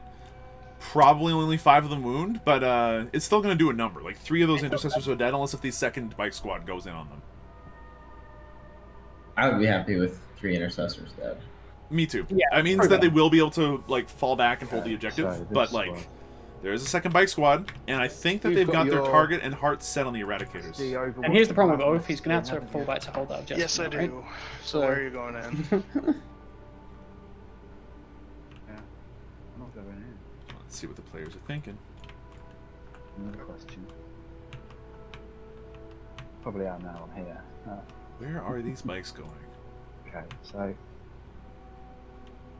Do Salamanders having like mad The heroic? I'm Centurion, trying to look at what can no, that- save the Salamanders like deployment zone here. Do the Salamanders have any like mad like heroic intervention strats that you can use with the carrot? Yes, No. they have a Are- 1 or are 2 they CP going in, stratagem, I or forget where which allows where them are to they going into? overwatch and then Or it they not? heroically intervene 2d6 inches. I'm talking Oh, through okay. my ideas Ah. in my head. It's Okay. really, really strong on Vulcan- Flamestorms, who are sadly on the wrong side of the map. Vulcan has Stannis there. I don't know if you can do it to characters or not. The characters can all heroically intervene or do that stratagem if they Okay, need so to as I may well. as well go. But the into- librarian would be the only one, and at that point, like if they heroically Purple. intervene, they can easily be killed. Okay, is It's think that's more all- interesting with the intercessors because of the sheer Like, weight of okay, number of I don't know, attacks. the But even then, intercessors, essentially. they have 3 up in vuln saves, So so you're it's going going to make it into difficult to purple actually get through. white? Regardless, if the Eradicators aren't tagged, I'd be surprised. Yeah, he's just a really good play here. So Love Dave's asking him like, what defensive strats do you have here if I like Yeah, mate. charge in? So always be Yep, I aware of what your opponent can do. Okay. I mean, tend to ask that before you're an inch away from them, though. You'd think so, but Okay. Yeah, I'm telling you, I'm going into purple and white. no. Mind you, though, purple in order white. for that Okay. stratagem to Yeah, work, it has to watch be with the, because they Centurions. did a charge. You can't just Use one heroically for intervene that. for the fun of it with the Salamander strat, as far as I know. So yeah, he's overwatching. He Also, must, just take down one bike here is like big. if he can. Alright, Yeah. Amount of shots. Yep. So it's 20. Is he doing it from the? Oh, the Centurions are in range of the stratagem. Oh yeah, okay. Oh, yes. those Warrior flamers toughness might do 4, so work. it'd be These 4. automatically all hit. Oh no! Oh, it's a decent roll. Yeah, I was 10. gonna say. 3 up in Wolves. And you can re-roll one. Oh, yes. And I think he paid for the mortal wounds as well Thank you. on 6s. 11. It's alright. Up to a maximum of 3, so that would kill a bike already if that were the case. Yeah. Okay, how come the dice Yeah, what rolls? was he spent there? I think he's down to 5 if I'm not mistaken. That is a 6. But yes. Okay. How many did he start with? 8, 9? And that's another bike dead. Okay. Kills one bike. I don't think he If paid he went for the mortal wounds wounds, that is. strat. I don't think he paid for it. Expected that a little bit worse. So he's dead. Okay, so then kind of Now you gotta weigh up, is this worth? Well, now they get to do the charge, and if they don't charge far enough, the Centurions can try to heroically intervene. That is a far enough charge, though. The It was- the Skyweavers will be able to wrap all the way around, hopefully. Yeah. Okay, great. I mean, it is still Centurions. If it's a 2d6, if he rolls abnormally high, he could still make it. But he's not. He's trying to tie up as many things as possible instead. Ooh. That's risky. Yeah. I don't know if I agree with that. I think this. remember, you Okay, can't I get think that within the chess 1 computer inch would of say the that this green. is a mistake. Oh Yeah. no! He should have wrapped Did all the way he around not to force charge? the. Did he not charge the Eradicators? He did not, Oh. but he used the Salamander strats to be able to do Overwatch and then heroically intervene with the Centurions. Because I think he was Is that it? expecting the Overwatch from the Eradicators, right? So he didn't charge them, and then he just piles And into them. now the Centurions get to do a That's 2d6 heroic intervention. Alright, I get Wow, to that was, heroically intervene 2d6 with the. That's Centurions. unfortunate. Yep. Player just mentioned the 2d6 heroic intervention. Yeah, here goes. It just needs to be high. A 6 is So going to be 6 high inches. enough. That'll get them into range, and all of them will be able to fight. That is not what the Skyweavers wanted at all. Oops. No, that Yeah, was a very nasty gotcha there. Wait, he did not charge the Eradicators at all? He was just going to pile in and try to attack No, them? he charged the purple, which Purple and unit, not- white. Oh, I thought he was going to charge the green ones in the back and then wrap Because around. I think Ooh, you no. could like, standard Overwatch with them, which would be okay because you have the chance of like killing like one bike. Yeah, but on a 3-up save that you could re-roll, it wouldn't have been likely, and you could have kept yourself No, safe and that's- kept them all boxed in-ish. I don't think that was a bad decision. Mm-hmm. You want to see some bikes die? Okay. Well, like, the Centurions are going to do a lot more this game than we initially anticipated, folks. Look at these bad boys. They're about to go ahead and do you wanna go do first? what they try to do best. But we're going to have to see if it's enough. I believe the phrase is remove the model.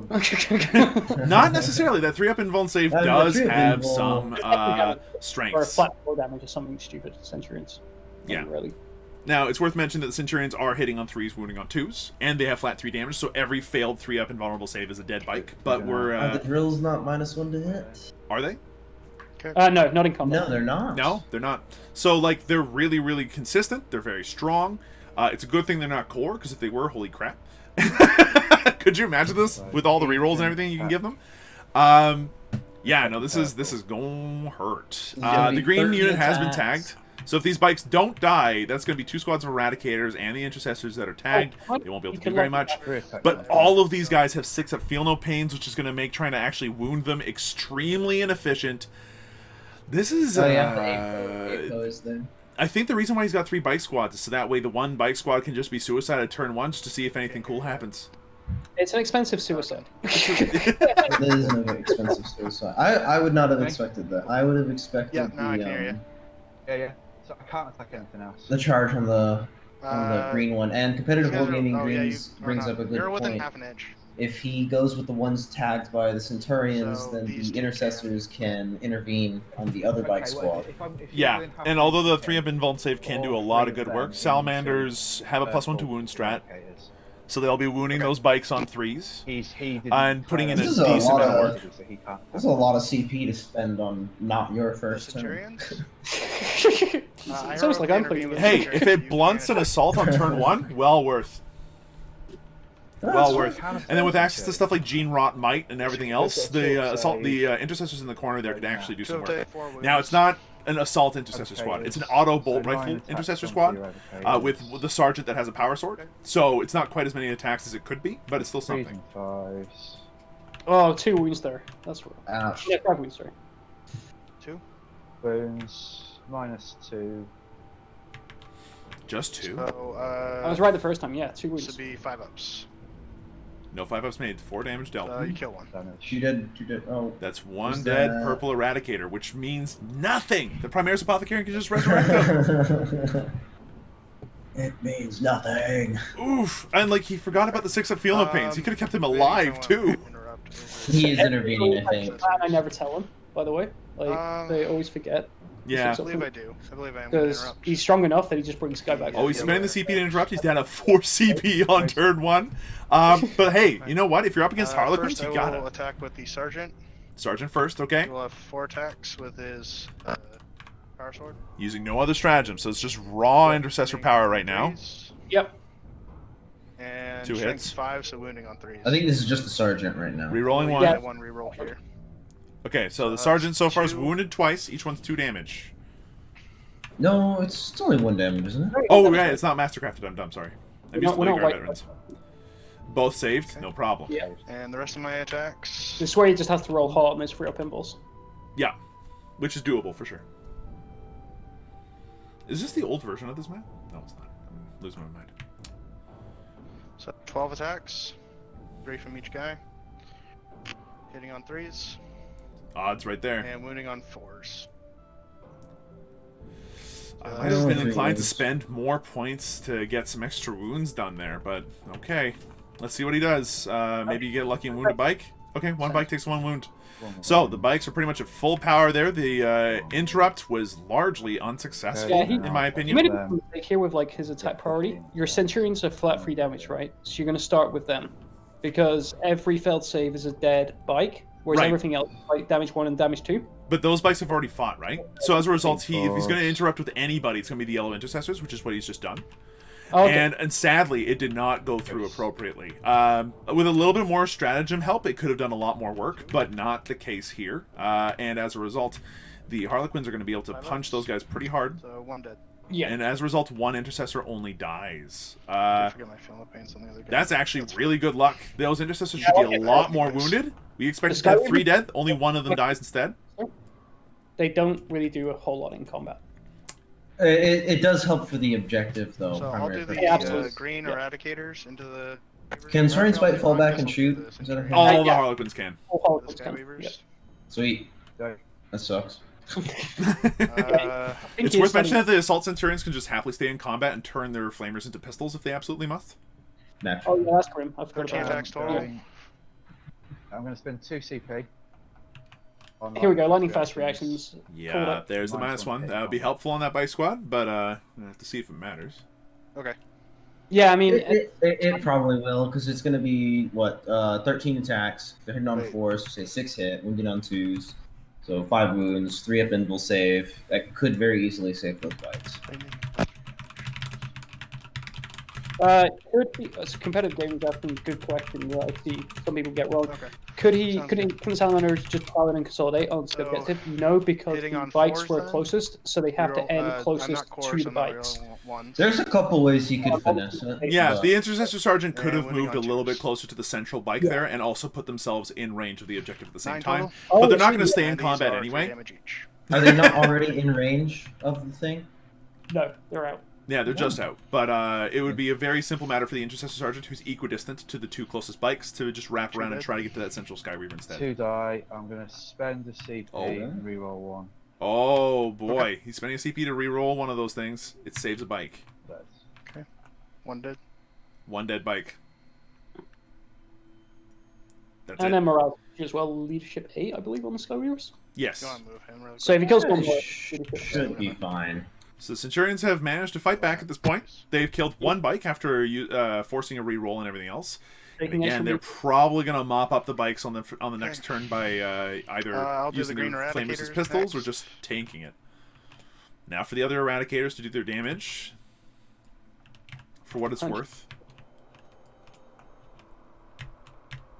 Mind you, they're not great in combat. They punch like a regular Primaris Marine. Alright, 10 attacks total from them.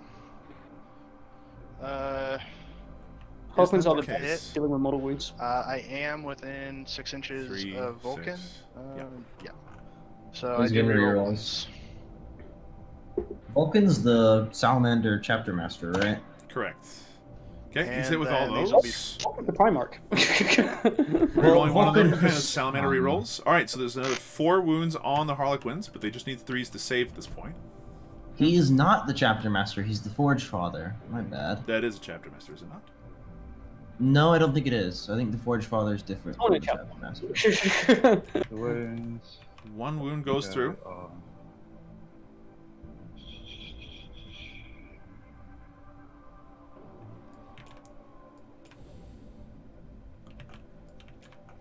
It's not where you want to be. Chat, there's a lot of fighting going on in turn 1. It's Harlequins, what do you expect? The Okay. murder clowns are wanting to murder. I will do the Fortunately, a intercessors bit of a next. misplay with the unit into the deployment zone, not expecting All the but one is going to be um, able to get in. Centurion Overwatch and then Yeah. the 2d6 So I will do the heroic sergeant intervention from the first. strat. Okay, White Intercessor Squad now attacking in Force the through hit. the wall. Okay, yes. The Forge Father is not the Use chapter the wound. master. I was correct. I Good. will Nice. use my reroll here. 2. So 2 wounds from the Sergeant with a power sword. Let him take a bike. it'd be 1 funny. wound goes through. 1 bike is on 1 wound left. Wounds. And then there's the rest of the Intercessors, minus Alright, 1, the rest of as the one of them's a little guys. bit too far out. 3 of them. First, rerolling 1s. Okay. And Rolling fast has paid off a little bit here, actually. Rerolling 1 3. for Salamander's rerolls? No. Okay, so just 3 saves. He's ruling ones because of the Forge Father. Yes. Yeah. Which The didn't bike do- lives. Okay. Odds are And he last- owes the guy a bike, but Eradicate. Yeah, I was expecting him to have like 2 left. at this point. He re-rolled one of his saves to deal with the Centurions, and he rolled pretty well against the Centurion attacks, which were the big one there. I mean, it's pretty huge because it has locked down like half So of his 3. deployment zone right here. Yeah, hugely. Now, So it a is lot really- of and there's essential still all the muscle fusion boats. Like, this is just 2 squads, 3 squads of bikes Okay. worth of combat right now. There is still every single fusion boat, 5 of them, ready to go after this. And fusion boats are excuse No, me, I believe Uh, it's particularly that's- effective against That's Marines. all the combat, correct. All right, there's now a potential morale issue with the Skyweavers. They've taken 3 You owe me a casualties. leadership on Weavers. Now, it does have the option to fall Like, back. fell on One- 6. Oh no, he would have needed to do that already with the consolidate. Yeah. Yeah. What we could have actually done here, So what? which is what I'd have done with this unit when it had all this around it, going, this is a terrible situation. Like, to have my bikes Right. surrounded like this, I'd have Over actually there. used the strat to fall back 16 inches. Yes. At that 3 point, points. gone. This is Can this you is- move over models when you do that? On No, it's just where you Yeah, consolidate that's 2 points. 2 CP. You can fall back 16 inches.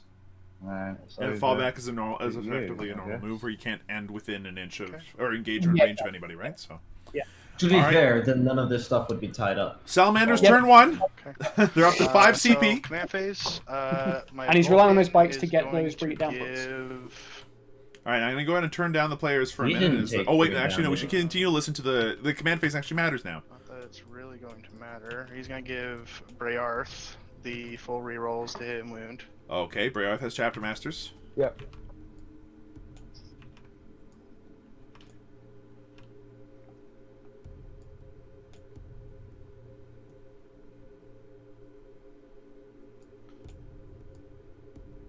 Okay. Other than that, I'm not doing anything else in my command phase. So. All right, let's go ahead and see what happens with the rest of the movement phase. I'm gonna go ahead and turn down the bring back- players. All right, turn 1 Harlequins. Really strong start there. The bikes went super aggro and have now tied up the majority of this central part of the Salamanders army. However, at the risk of potentially losing at least 1 bike squad and even maybe 2 if they're unlucky. What do you guys I think don't about think this so he's far? gonna- I don't think he's gonna lose that other bike squad with the intercessors over there. He should be fine. Yeah, they're, it's just these 2 bikes are dead. Like How many points are those? Is the 5-man Skyweaver squad? 275. 275. So How it's much about is a quarter of an Redemptor? army that's currently wrapped up in the Salamanders deployment zone right now. How much is a Redemptor? 180, I think, with the loadout he's got. Maybe a bit more. I'm used to having the Onslaught Gatling cannons myself, but I think combined with tying up all of this stuff, so if he falls back, he loses an Oath of the Moment point. 175.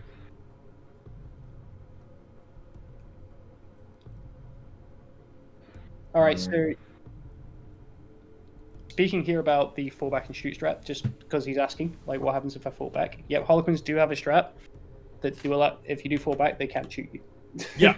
I Yeah, forget what it's it's so called, fun. but Garrett's it's a Jest. good time. Yes, thank Or you. Something best, like I can not pronounce half the words that like Games Workshop write in the books. But like, if he falls back from haywire grenades with a variety of infantry, it's not going to do anything. So, like, bring it, really. If he wants to go ahead and do the Chekarax Jest, like, I don't think that's I going to lose the wouldn't. CP. I wouldn't. All right, intercessors have fallen back and have moved in Oh. towards the ruins to get cover. Are now on the objective. Yeah, that's fine. Yeah. Yeah, Yeah. that means against haywire attacks or anything that's just incidental fire, they have a 2-up save pretty much, which is Yeah, that's very like, difficult to shift. I wouldn't use it there. So that's probably a good place to be for them, and it also means that these Skyweavers are now available to be shot. However, they probably will not. They still do need to be dealt with somehow. Salamanders don't have any like fallback and charge strats, do they? No. They shouldn't. No, I They don't believe they do. shouldn't. White scars. That's all I ever see.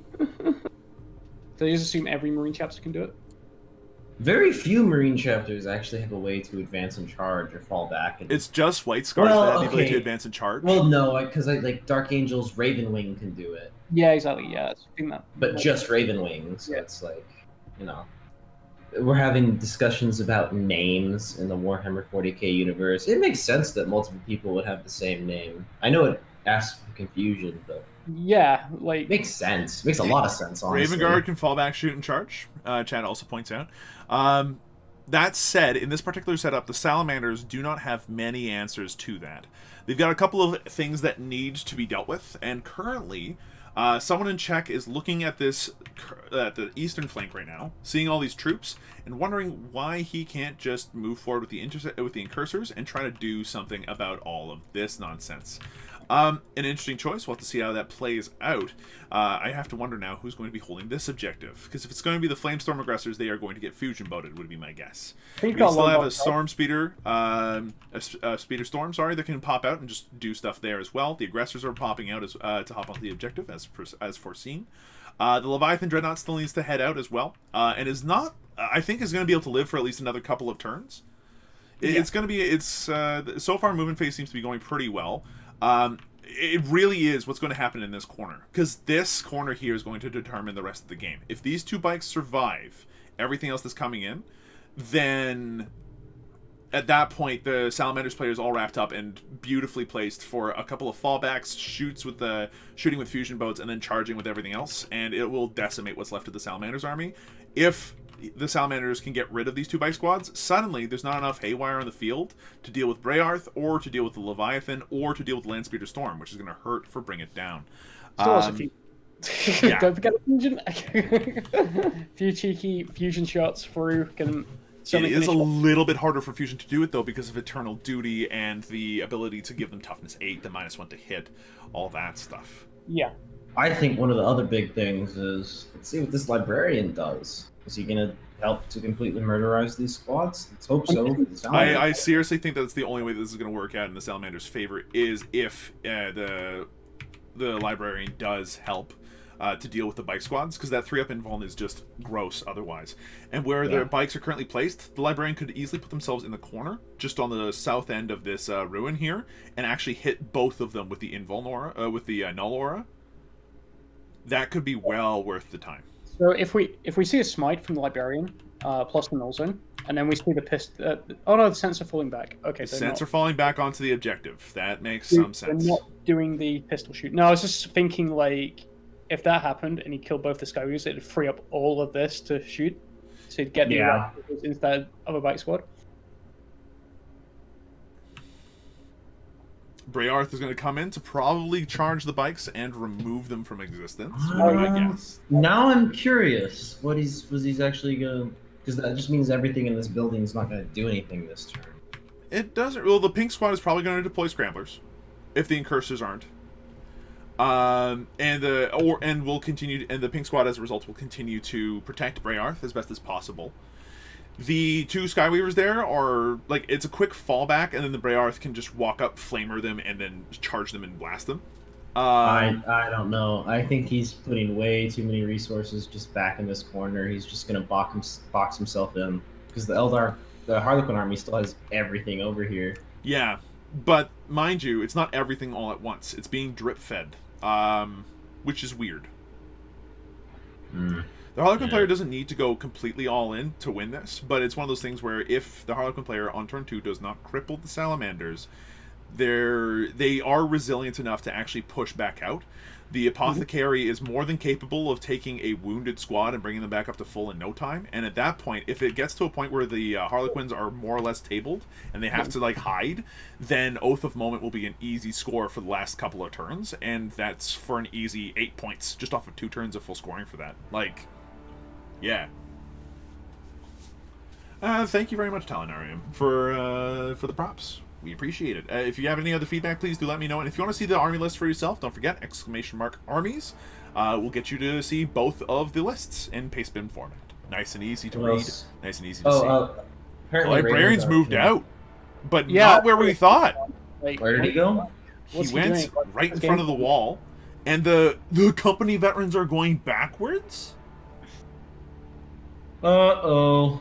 So, we're going to have to... I'm sure he has a plan, I just don't know what the heck it is. Well, it's not the play I would have made, but it isn't necessarily a bad play. We'll have to see what the Librarian does. Null Zone would have been a natural move, and I would find that, for me anyway, this isn't an accuracy, but we'll have to see. The Storm Speeder is now coming out to play, moving out with the Scouts inside, capable of going for deploy scramblers even like next turn would be my guess. Mhm.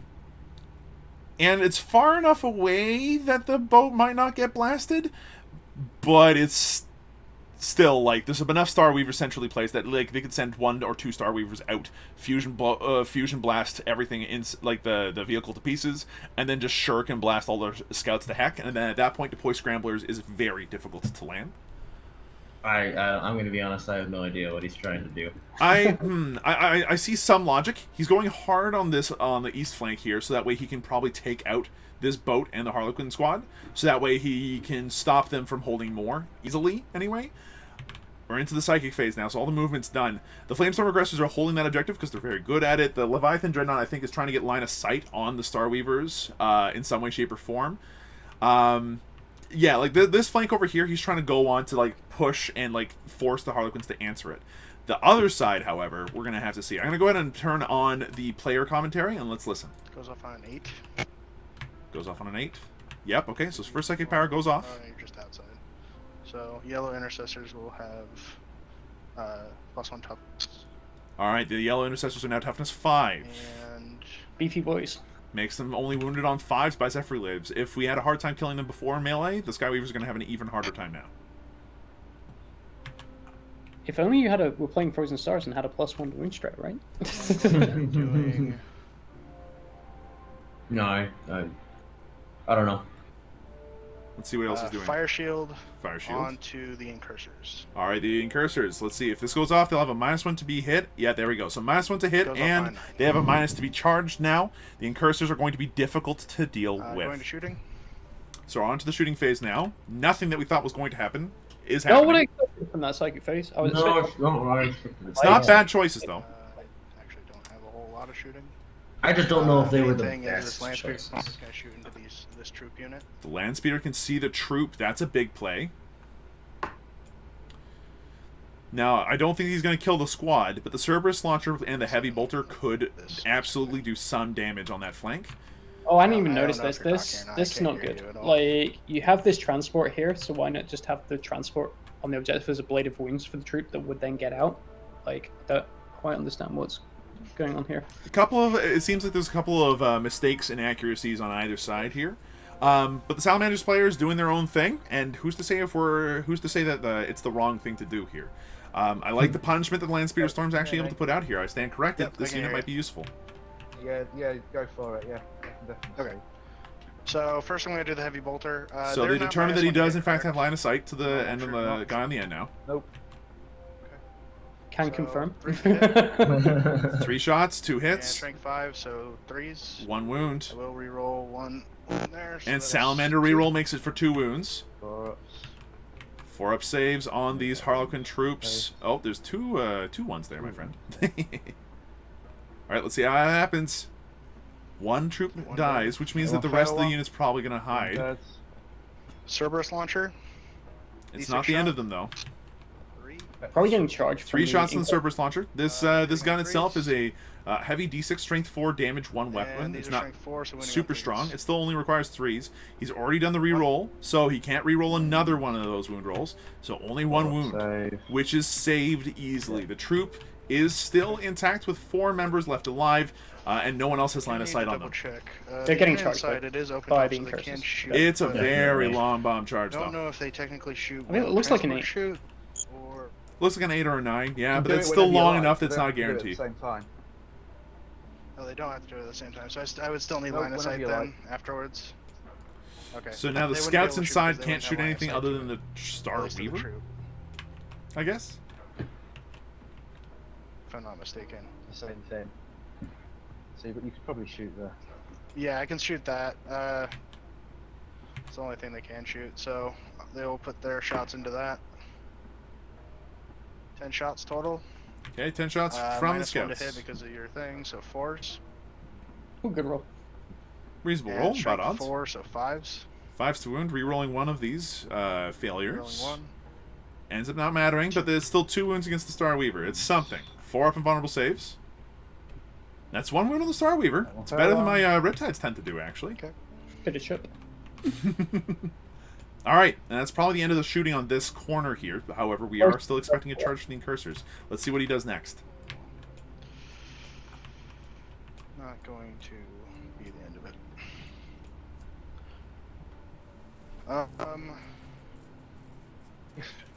Want to bring him back? It's worth mentioning like, that these incursors or these Right. intercessors are still in Like the combat, tournament and stuff, I and don't he really know whether forgot I to should heal say up the that, whether purple or not eradicators big with the apothecary. game, but I'm gonna not just because. Oh, okay. I forget So it. Yeah, Loveday was Yeah. actually like, it's fine, but he was like, It's I'm fine. not. It's my I'm mistake. just I'm gonna own play it. it by So how good I sportsmanship. normally play it. Good sportsmanship is important. If I forget it, I forget it. So, This is what cheat sheets are for, folks. I am going. I think that's all my shooting. And also, for this if first you turn, so, forget I something, will be that gives you charging perfect with leverage Ash to Mantle say, into I don't these- know, I these didn't do two-man it. You squads. forgot it. Same in reverse, though.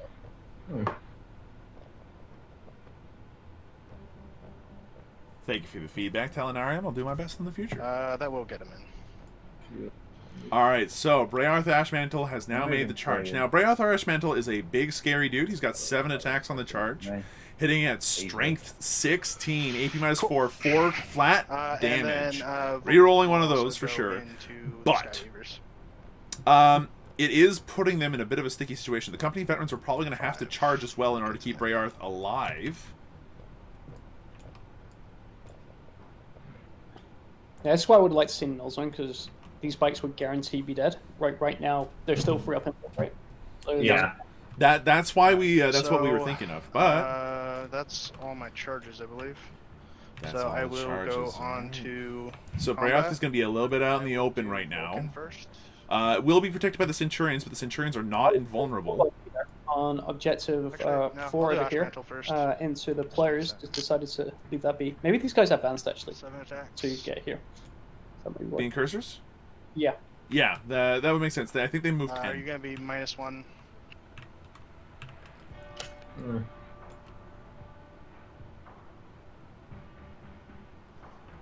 See what this Can't hear you. beast character Dreadnought can do then. Now, this Dreadnought does absolutely No, hit, but let's look at the -1. math. He's hitting on No, twos, -1. wounding on twos. He's Uh, probably going to be on hitting on twos, then? threes with lightning fast reflexes. I'll hit. So he's got, on 2s. yep, here it goes. You're rolling 1 because of Salamanders, so that's going to be a total of So 6. 6. That means that there should be 2 dead These are bikes, 4 damage math-wise. apiece. But there's a reroll in the works, and math never tends to stay the same. Let's see what happens. 6 saves on a 3-up. Last turn. So let's see. That would Yeah. be 2 dead bikes. So they're dead. Didn't need Null Zone. Ignore me, guys. Briar My larger Ashmantle doing the concern work. was on Now, if he's right, he's going to other consolidate closer towards And they're this gonna get bike ever on so the far slightly end over closer to there. the Skyweaver. That works. And it also puts him within range of a couple of different things, so that way Brearth Ashmantle is still protected. Okay, that sort of works. But just. Now, the only downside here is that the Centurions are now out in the open with 0 apothecary support. Vulcan is going to consolidate. Vulcan, as a result of charging, can also pile in and consolidate because they got off a successful charge. Yeah, And something I else a lot of believe people that forget. You're is still all- eligible to do that. Like, completely. I do have. Yeah, it's Agent the Ultra. It surprises me whenever I, like, go into LFG chat and play a game, I have and then when I do that, people are like, are you sure you can do that? I've never... Absolutely. All right, that seems to be the end of the turn. One in the center, and I did fall back, and I have not killed those 4 characters. I don't get anything for that. All right, so by the end of the turn, we've got someone in check currently sitting with engaged on all fronts, deploying scramblers for So one of them so 2 far. and more, And 2, then 3 and more. Oath of Moment. This is a 1. You didn't They get did. anything They for did it. fall back this turn, so they don't get that point. They didn't kill any Yeah, vehicles no, this it turn, makes- so they don't get yeah. that point, and they're not in the Okay. center, so they don't get that point Okay. either. Yeah, so you get Not where you challenge. want to be, but kind of explains the score a little bit and what we were fearing at the beginning of this. How do you folks feel about the score now that we've seen the first turn? Are things kind of going as planned, or are things a bit different than you expected? I It was about what I I expected. think there's been mistakes on, like, both sides. Like, I think it's too early to, like, call. Like, right now, I think if one player, like, tightens up their play a little bit, it could just start swinging, like, massively. Like, turn, like, 3, 4, 5. But there's been a couple of mistakes here and there on both players' part. So it's going to look pretty even right now, I think. Yeah, 25 to 12 after you take into account that deploy scramblers doesn't give any points. So None of those bikes, Like, what's going on there? none of those other bikes got like 1 wound on them. I don't know. I think he could have done more to get rid of both squads. But... Well, yeah, but the null zone was not deployed in a way that would make sense for that. The Centurions, he obviously didn't feel like he needed to. He wanted to use the CP to do the pistol thing, because I think that is at least 1 or 2. I think that is 2 CP to use the pistol stratagem for Flamers. Yeah, it could have been a bit rough. So now we've got 2 full squads of bikes, largely untouched, capable of doing whatever they want, and all the fusion boats in the world. Yeah, this still could be a very spooky time for the Space Marines, but they are at least out of their box. They are scoring more on engage on all fronts than I expected them to score pretty much all game. Honestly, I think what saved him was the Overwatch from the Centurions. 100%. Rogue Intervention, great strat, like well used. Yeah, no, it's one of the strongest strats that Salamanders have access to, and I really, really like it. To answer Arkan's question, how to win this game? Play the mission, Chase. You absolute ding dong. Play white. Arkan's a friend of mine. I'm allowed to call him a ding dong.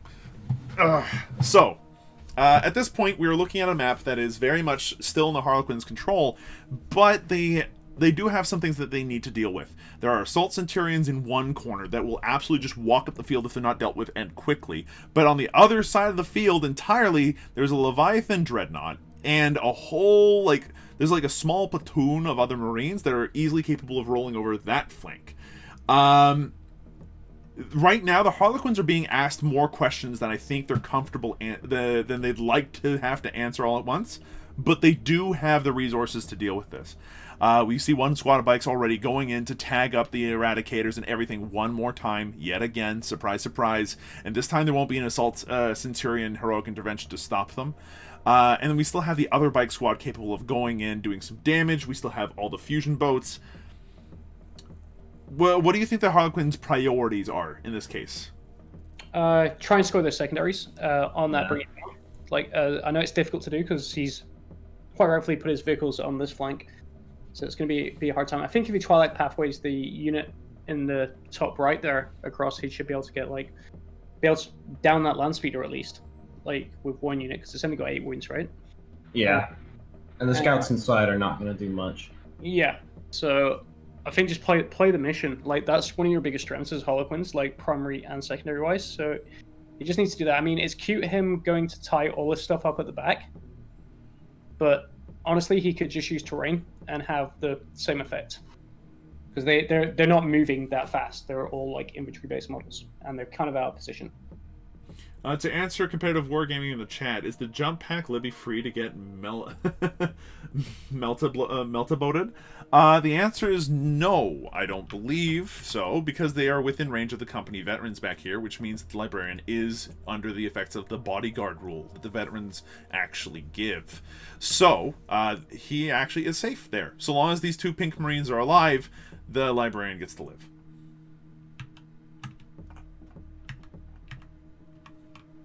He's looking at it though. He's measuring to that librarian. He's like, can I get this guy somehow?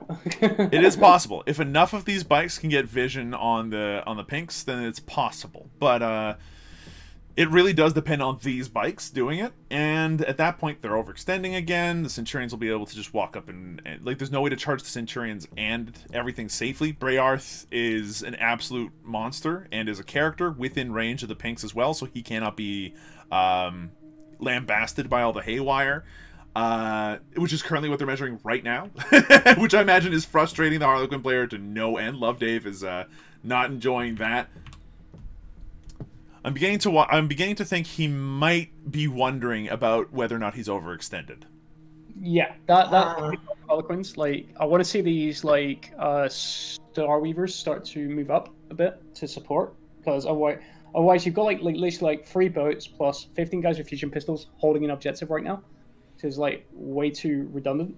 Yeah. And then there's 1 in the back central run, as well as literally sat there doing nothing as well. The board is virtually 60 by 44 inches, baby pie.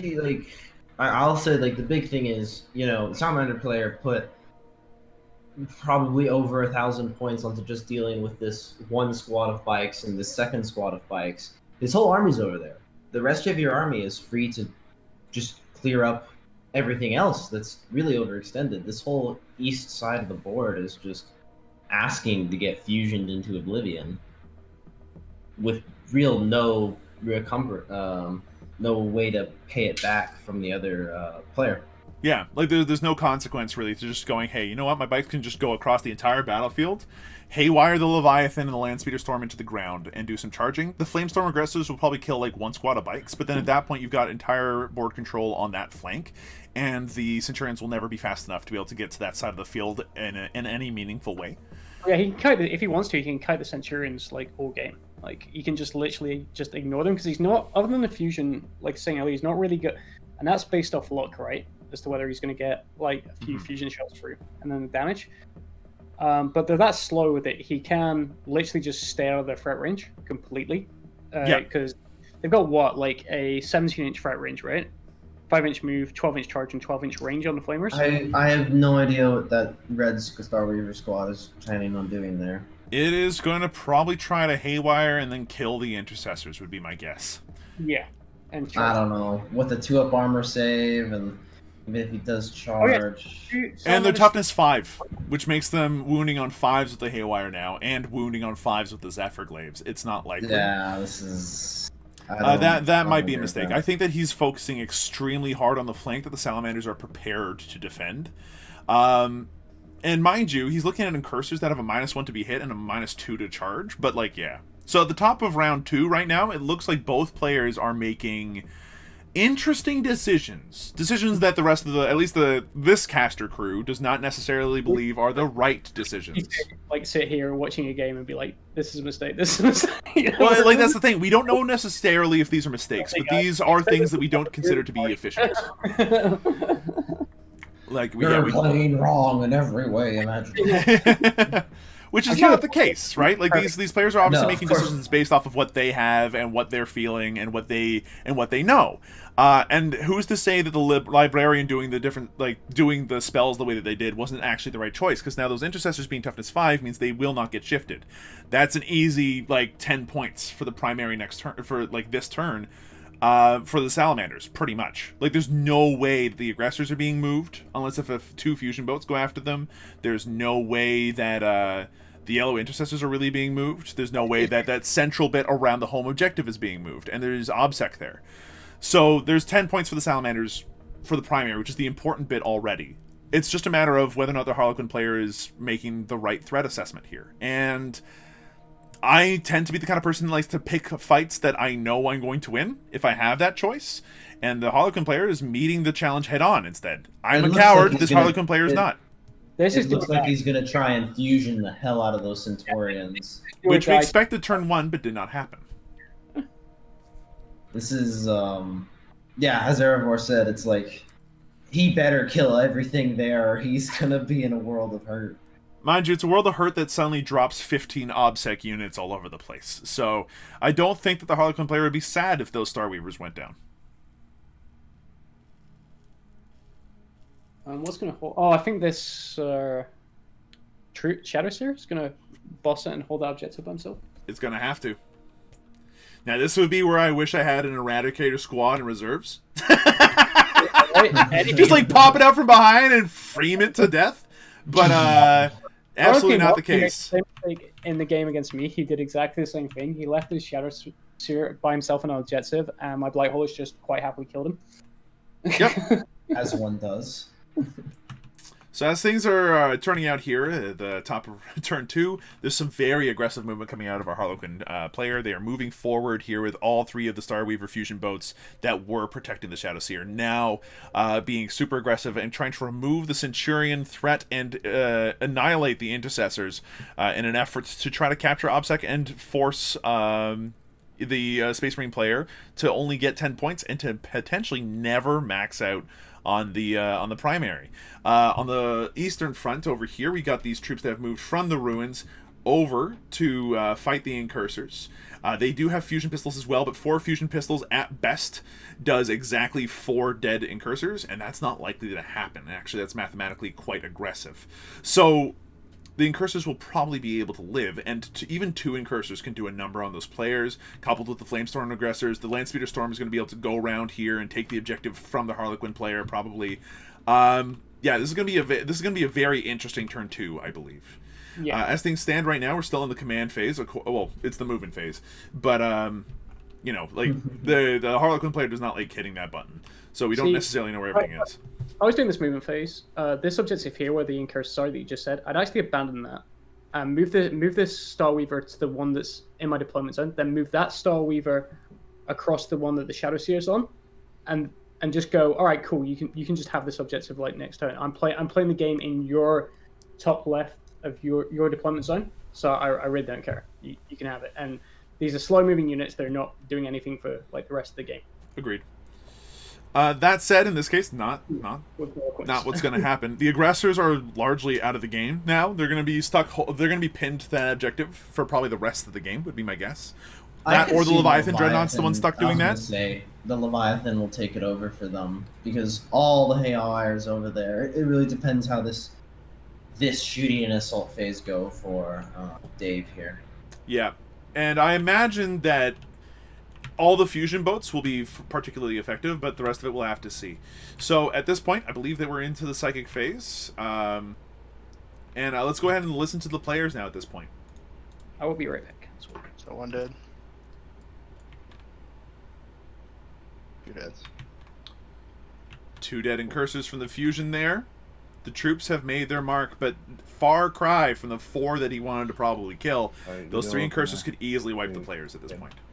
Now it's time for the Star Weaver to do the same and to try to put in some shuriken death, but the incursors are difficult to deal with. I don't know. Those Harlequin players can probably just charge those boats and murder it. 3 hits from the boat so far. 3 wounds, but no AP. 1 wound, no AP. This is going to be 3 up saves. 3. That's going to wound 1 of them. Mathematically speaking, but it could kill 1 of them. It's not insignificant. No, just a wound on 1 of the incursors. 5 wounds left in the squad. It's going to require the players to charge in afterwards. And these players do have caresses, which are 1 damage, but AP 2, strength plus 2. Yeah, there's a chance that these incursors go down. It's not insignificant.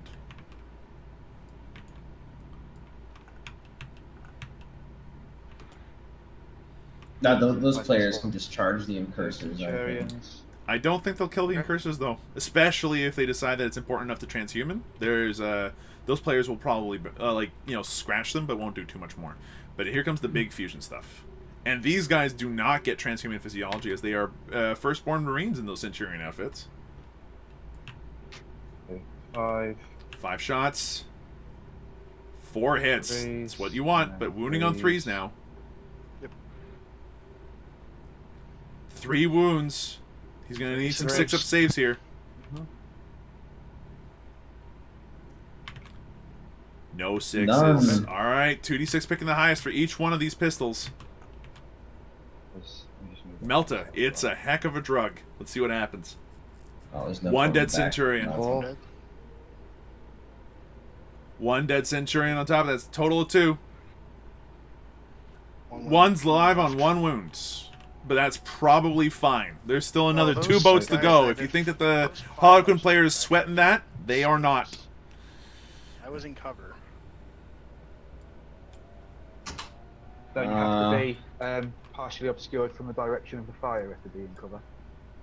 No, just touching it. Just touching it, I believe. It's from the direction of the fire. Oh, they're You're asking. basically partially obscured from the direction of the Does fire. the sergeant have cover where he currently He is? does. He does, because he's touching it. Now, mind you, we're not judges. We can only watch and see what they do. I know, and it's like I want to be like, no, but Um, just him. But I know we're not supposed to do that. Judge. The pants has a They're point. asking for a judge call. All right, do we have a judge? We do have a judge. We got a cure. What's up? I just got back and I heard that. They're asking if the sergeant gets cover. We would say he does. They're asking. The difference Just one between second, it's not guys. an obstacle, it's area terrain, No and problem. the Centurion is indeed in the area terrain. I specifically, no problem. The sergeant gets cover. Yes, Arrovor? Is that correct? I'm pretty Yeah, sure but in I'm ninth just it was looking at it. just Give me had 1 to sec, touch because it, I do need to read stuff. And I'm not pretty be sure like- in 9 Of it was course. Hey guys, so you're looking here at the sergeant has cover or not? Is that right? Looking at these 2 guys, I specifically said were touching the piece of terrain. Yeah, so as of the FAQ, counting as on is touching the terrain piece. If they are touching the terrain piece, as a surrender, they would be in cover, yes. Even before the So FAQ, then that's they how we like- counted it, no? Okay, fine. Fair Yeah, well, I enough. need to go off the So official. what- so what like, did alpha you do? documents So the for one stuff. would have died. Because he rolled 5 saves. If he was getting +1 Okay, from the so you cover, rolled- then yes, that is. 3, You rolled- and I got 2 5s and 1 2. Okay. So then the next squad will fire into you. All right, 2 Centurions alive then. So, Groupmaster will fire first. Troopmaster misses. Misses. Not where you want to be. Master, he always misses. I don't know why I give him a fusion pistol. The Drukhari Blaster Syndrome. All right, let's see what happens. Hit on 3s. I remember fucking. All right, those. maths. That's it's a few hits there. 3 hits with the fusion. We're expecting 2 wounds, and that's exactly what we got. 2 wounds. I have to do these one at a time. So this first one's gonna be a 5-up. Fail. Fail. All right, damage. If it's a 4 or Good higher, combat. it's No! a 2. The Sarge lives So for second one will now. also be a 5-up. Oh, and then the other one's also 5 up then. Okay. Which failed. Rolling damage. That's a Dead. dead sergeant. Dead. There's 1 Centurion And this last left one will be a alive 6. and 1 boat still left to go. Now, the touching the terrain bit, competitive wargaming, is definitely, it depends on situation. In the TTS League, in this case, if you're touching it, then it counts as being within. In order to... all of his fusion Even in all into my the tabletop intercessors. experiences in the You last few did months, something we've been on that, doing didn't that. you? If you're Plus one touching the plus terrain, you are counted as on the They were terrain. +1 toughness. And like, it's I wouldn't just how we've been use playing it to make it simple. The It'll actually cursor depend for the on the highest one terrain to hit. piece. Well, of course, okay. some pieces are different, but especially for ruins, At this it's point in the chat, like obstacles, for example, like you have to be like behind them. in order to Yes, get close. obstacles are one thing, but if you're touching a piece of area terrain, Threes. I think is the way that Yeah. is the thing that we're currently discussing. Right. everything They are on this covered, so board I get is 6 if you're ups versus touching it, this. you're on it. Yeah, there's no obstacles, which is a bit of a shame because they are offer cover but do not hamper movement. It's interesting. But okay, that's for next time. So So let's not get into that discussion as to why we don't use them. so that's at least one We dead had them- intercessor. Whoop There de was a doo. couple from last season, and I liked it, but I apparently missed this discussion where we don't. In regards to them, I'll just leave it at that. He's within. The librarian's not within 3 of the veterans. The pants brings up a He good is point. I within mean those 3 inch-high obstacles, of like the the little three of walls, the- And that I'm kind of stuff. closer to other things. See what they're so doing. I can't shoot. Right, so Centurions Yeah, got okay, wiped that's out fine. completely. Easily. Was Silly. kind- Look at kind him, of he stood out there could've all gone on either his way, own. How can I actually, not shoot like- him? Well, if the apothecary was within range, absolutely. But Okay. nope. Rules is rules. So 6 shots. the gambit paid off there, into which is what he Yeah. needed. Successors. Mm-hmm. Okay. And then these intercessors are in big trouble. Mhm.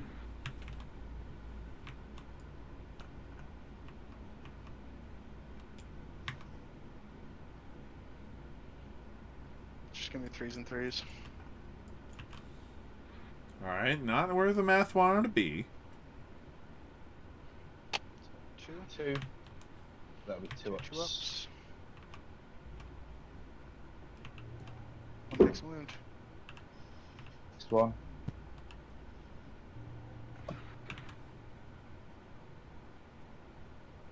Eek. 2. All the shuriken in the world is trying to do some damage here. Yep. I'm not expecting it to do much unless you get Nope. some sick. No. And the next one. Shuriken again. Oh, Shuriken Death actually being a little bit more accurate this time. And getting some 6s this time. So Okay. 2 at 2 up and 2 at that'll be 5 up. How would you like me to order these? Don't care, it's up to you. It is Okay, actually to do the it, 5 defending up. player's priority, so that makes sense. Wound. So 1 damage so And far. 2 at 2 up. The Leviathan Dread takes That's- 1 wound total from all that Shuriken. Yeah. Surprise, surprise. The fact they took 1 wound at all is a small blessing for the Harlequins, but that's not their primary objective with the Shuriken. It's mostly just to So poke. continuing that vein. These You, Skyweavers you are don't bring these Yeah. vastly underpointed transports for their firepower. Yeah. The fact that they did 1 wound again was just kind of a nice bonus. So at this point, now these Skyweavers are doing their thing. Shooting into the Intercessors would be my guess, as they're the only really viable target they have. This is not likely to do much, but it could do something. It might allow enough chip to be able to actually kill the Intercessors when the Skyweaver actually have the chance to do something. Let's find out. Oh, looks like you're lagging a bit. 5d6. Yeah, it's showing the ping at 999. Little bit of lag here, but that's okay. I don't know. That sounds like perfect ping to me. Yeah, perfect ping for Gunbound. In 1999. I'm losing. Must be the lag. Lag, am I right? All right, Yeah. 5d6. Oh my gosh, he's trying. God's sake. He's Wait, trying I'm so hard. You gotta upgrade that trackpad. All right, 5d6 shots. Big roll, Even actually. though- Really Yeah, big roll. decent shots. 16, 19, 21 shots off that haywire. That's a lot of DACA. All right, now this is all going through the Intercessors, hitting on 3s, wounding on 5s, and they get 2-up saves. There's not a large likelihood of wiping them out, let alone doing any damage at all, but let's find out. I think it's more the charge that's. Yeah, he's trying to do some chip damage to allow the charge to guarantee what it needs to do, but you're gonna have to see. Bear in mind, guys, if you're ever, we were talking about clocks, and I'm still getting questions about clocks. 6. But if you are ever stacked for time and running out, just don't even bother shooting. 6 Because the ups. likelihood of you actually doing anything here. No wounds. All good. 0 wounds. Alright. Yeah. 21 haywire grenades. 2 Intercessors still standing with 0 Right. scratches on them. Well done, you two. Sounds worth it to me. Totally. These Skyweavers. How are we doing on time? Actually, I've not checked the clock. Okay. The Harlequin player is naturally already halfway through, and the Salamander player is only 20 minutes in, if not even. Again, makes sense to me. Yeah, like that shooting there would have borne him like an extra 2 minutes because he might end up scrap for time. Oh, the Harlequins always use up all the goddamn time, though, just in the movement phase. A couple of minutes. I take offense to that. That is normally Tao's thing to do. Well, because I kind of agree with you. I'd say like old Tau because I must allocate these wounds to shield drones. One went through. Now I have to save. I don't have enough drones to actually make that a pretty I'm going significant to- part of it, Yeah, but yeah, actually- it's movement that's so super Yeah, important. I Like I need to take 5 minutes just to think through my turn, Nah, and then I do everything at once. The Harlequin combined movement and psychic phase every time I've ever played with a chest block against Harlequin. That's what it is. All right, well let's Like I find remember out. it was me and Joko on stream. I was using 180 Astra Militarum models, and on time I used a quarter as much as Joko's 30 model Harlequin list did. All right, 5d6 shots from the other Haywire squad, and this time not rolling quite so hot. Only scoring a grand total of 15 shots. A far cry from the 21 we just had, but these are What are again they shooting at? the Eradicators, I believe. Okay. These would be Nah, hitting I on don't. 3s, wounding on 5s again. Whoa. Well, those dice didn't need to be rolled in a box anyway. Now, Looks like a as lot for of the hits chat, me. competitive wargaming, the way that it is being played in Alpha League is if you touch, you're A lot of within. hits. When it comes to area terrain, and all the players have agreed to this. That's why we have a booklet for all this. But you bring up a good point. It's one of those things where you do have to discuss intent, you have to discuss terrain and everything ahead of time with your opponent to avoid any sort of problems. So Take 1 wound. In the end of the day, if you have one a question, wound. That's read the primer. it. Worth doing that shooting. Oh, sorry, that was one Space Marine veteran taking 1 wound. My bad. But regardless, we know that's Okay, what the rules that we were the- playing with in this particular situation, which means if you're being a good tactician, how do you work with that rule to do the best decisions possible? And So in this case, the Salamanders player did that with the Assault Centurions as best as they This could. unit of Skyweavers did not target the Dreadnought, like right here. I don't think his lookout served, yeah. but at least like Okay. 3 models. It's not so much the lookout sirs, it is the company because veterans. it's within range of the Intercessor squad, and the other Intercessor going squad is to- closer to them. Oh, Or the okay. Eradicator Two as well. So like that's Middle. And there's also the company veterans within range of Brayoth Ashmantle. Doesn't that work? I don't know if they were they? Well, that's the reason why Brayoth was not immediately blitzed turn 1. Well, in turn 1, yes, but he moved everything around, which is why I asked. Well, Briarth is a character, and they protect characters. It makes sense, but I have to see the book. I actually don't know off the top of my head. It's literally the same with the Dark Angel Deathwing company as well. If you're within 3 inches, you cannot target this character with shooting attacks if they're within 3 inches of you with the bodyguard rule. Characters with up to 9 wounds. Okay, just making sure. Oh, if you were asking about Brayhearth, my bad. Yes, that is also the rule. That is the rule, and it's the rule because I said so. So, one successful charge later, they've gone into the Yellow Intercessors. No additional Overwatch or anything like that. We fully expect that these bikes should be able to kill these Intercessors. Emphasis on the word should. But this might be one of those times where it'd be like, if the Intercessors can be saved, they should. Like, this is worth spending rerolls and everything on, and it's worth the entirety of the Harlequin team to just take care of these Intercessors, because this is currently worth 5 points. Yeah. Really. Oh wait, I don't think the Starius are actually eligible to charge because they don't actually get Rising Crescendo. Oh, that's a good point. Look at that, Arrovor, our Eldari expert, bringing on the Eldari knowledge that we needed in order to feel like we were smart on this cast.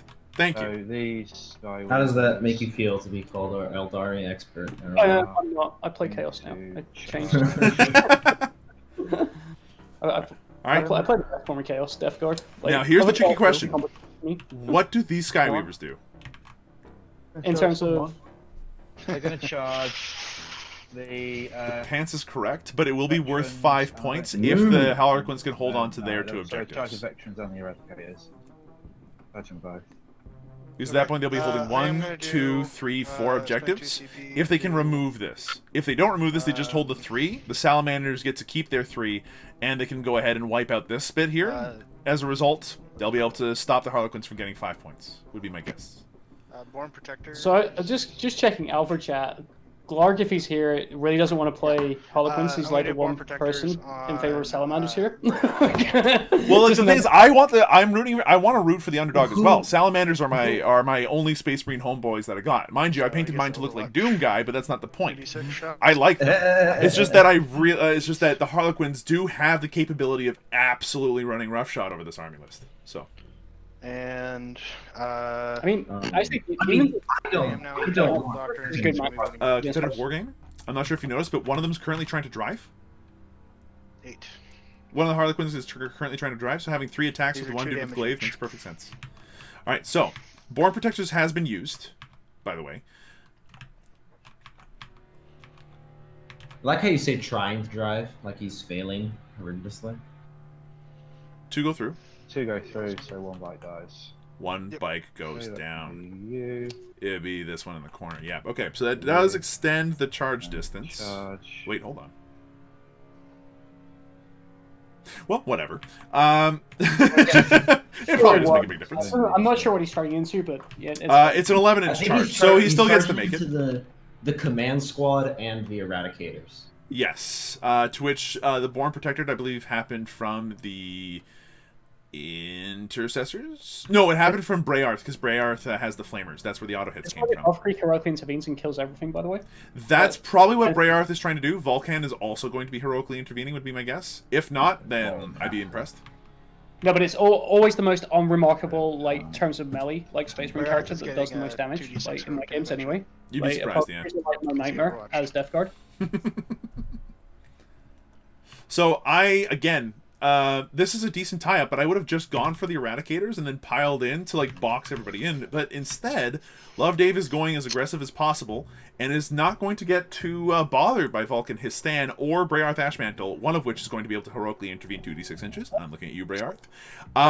These guys have a 3-up invulnerable save. That gives them a chance of being still very much alive, but they are not going to do very much damage. He's going to fight and fall back here with this Skyweaver unit, guaranteed. There's no reason to stay in combat with, like, all of this. He only has 1 CP. Is that enough? He has 2, right? Yes, I'm looking at 1. They're gonna be a -1 to charge. So. Oh, okay, yeah, you're right. Double ones. Oh, and now for the charge from the players in the other corner. And it's a 5-inch charge. Thanks to Fire Shield, they make it in. Now I'm not expecting a whole lot of damage to actually occur here, but we'll see. Here. to occur here. I don't think that the incurses are going to incur a lot of damage. Oh, I get it now. Yeah, there we go. That said, those players are super dead. Even if they kill the incursors, the aggressors will be able to just move up, flame them, and call it a day. The Land Speeder Storm will easily be able to move up to here, dump a bunch of scouts onto the objective, and take the objective from the Starweaver. And then the Leviathan Dreadnought will be able to take the objective over from the aggressors relatively safely and get some decent lines of fire on these Starweavers off in the distance. Hang on, I'm just checking this charge here. Because I do not believe flip belts work in close combat. So this is dense. This would actually be different. No, that is correct. That is correct. That would make it a 3-inch charge, which I think was in the correct distance. Fire shield as well, so it would make it a 2-inch charge. Well, they rolled a 6. Yeah. So minus 3 is 3. Oh, fire shield's -1. Yes. It's a -1 to charge distance. I can go ahead and check if you like, but I'm pretty sure it's a -1. Well, we're not judges. So. Oh yeah. Yeah, Arrovor actually is. You got the interventions, yeah.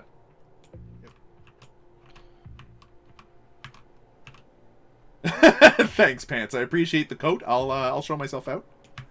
If you move free, it's fine. Rareth can just move his normal Yep. free and just be like that, so. Rareth was like, who needs the 2d6 charge? Who needs the 2d6-inch heroic intervention anyway? I'll intervene with the No one. Oh, now there's an interesting choice.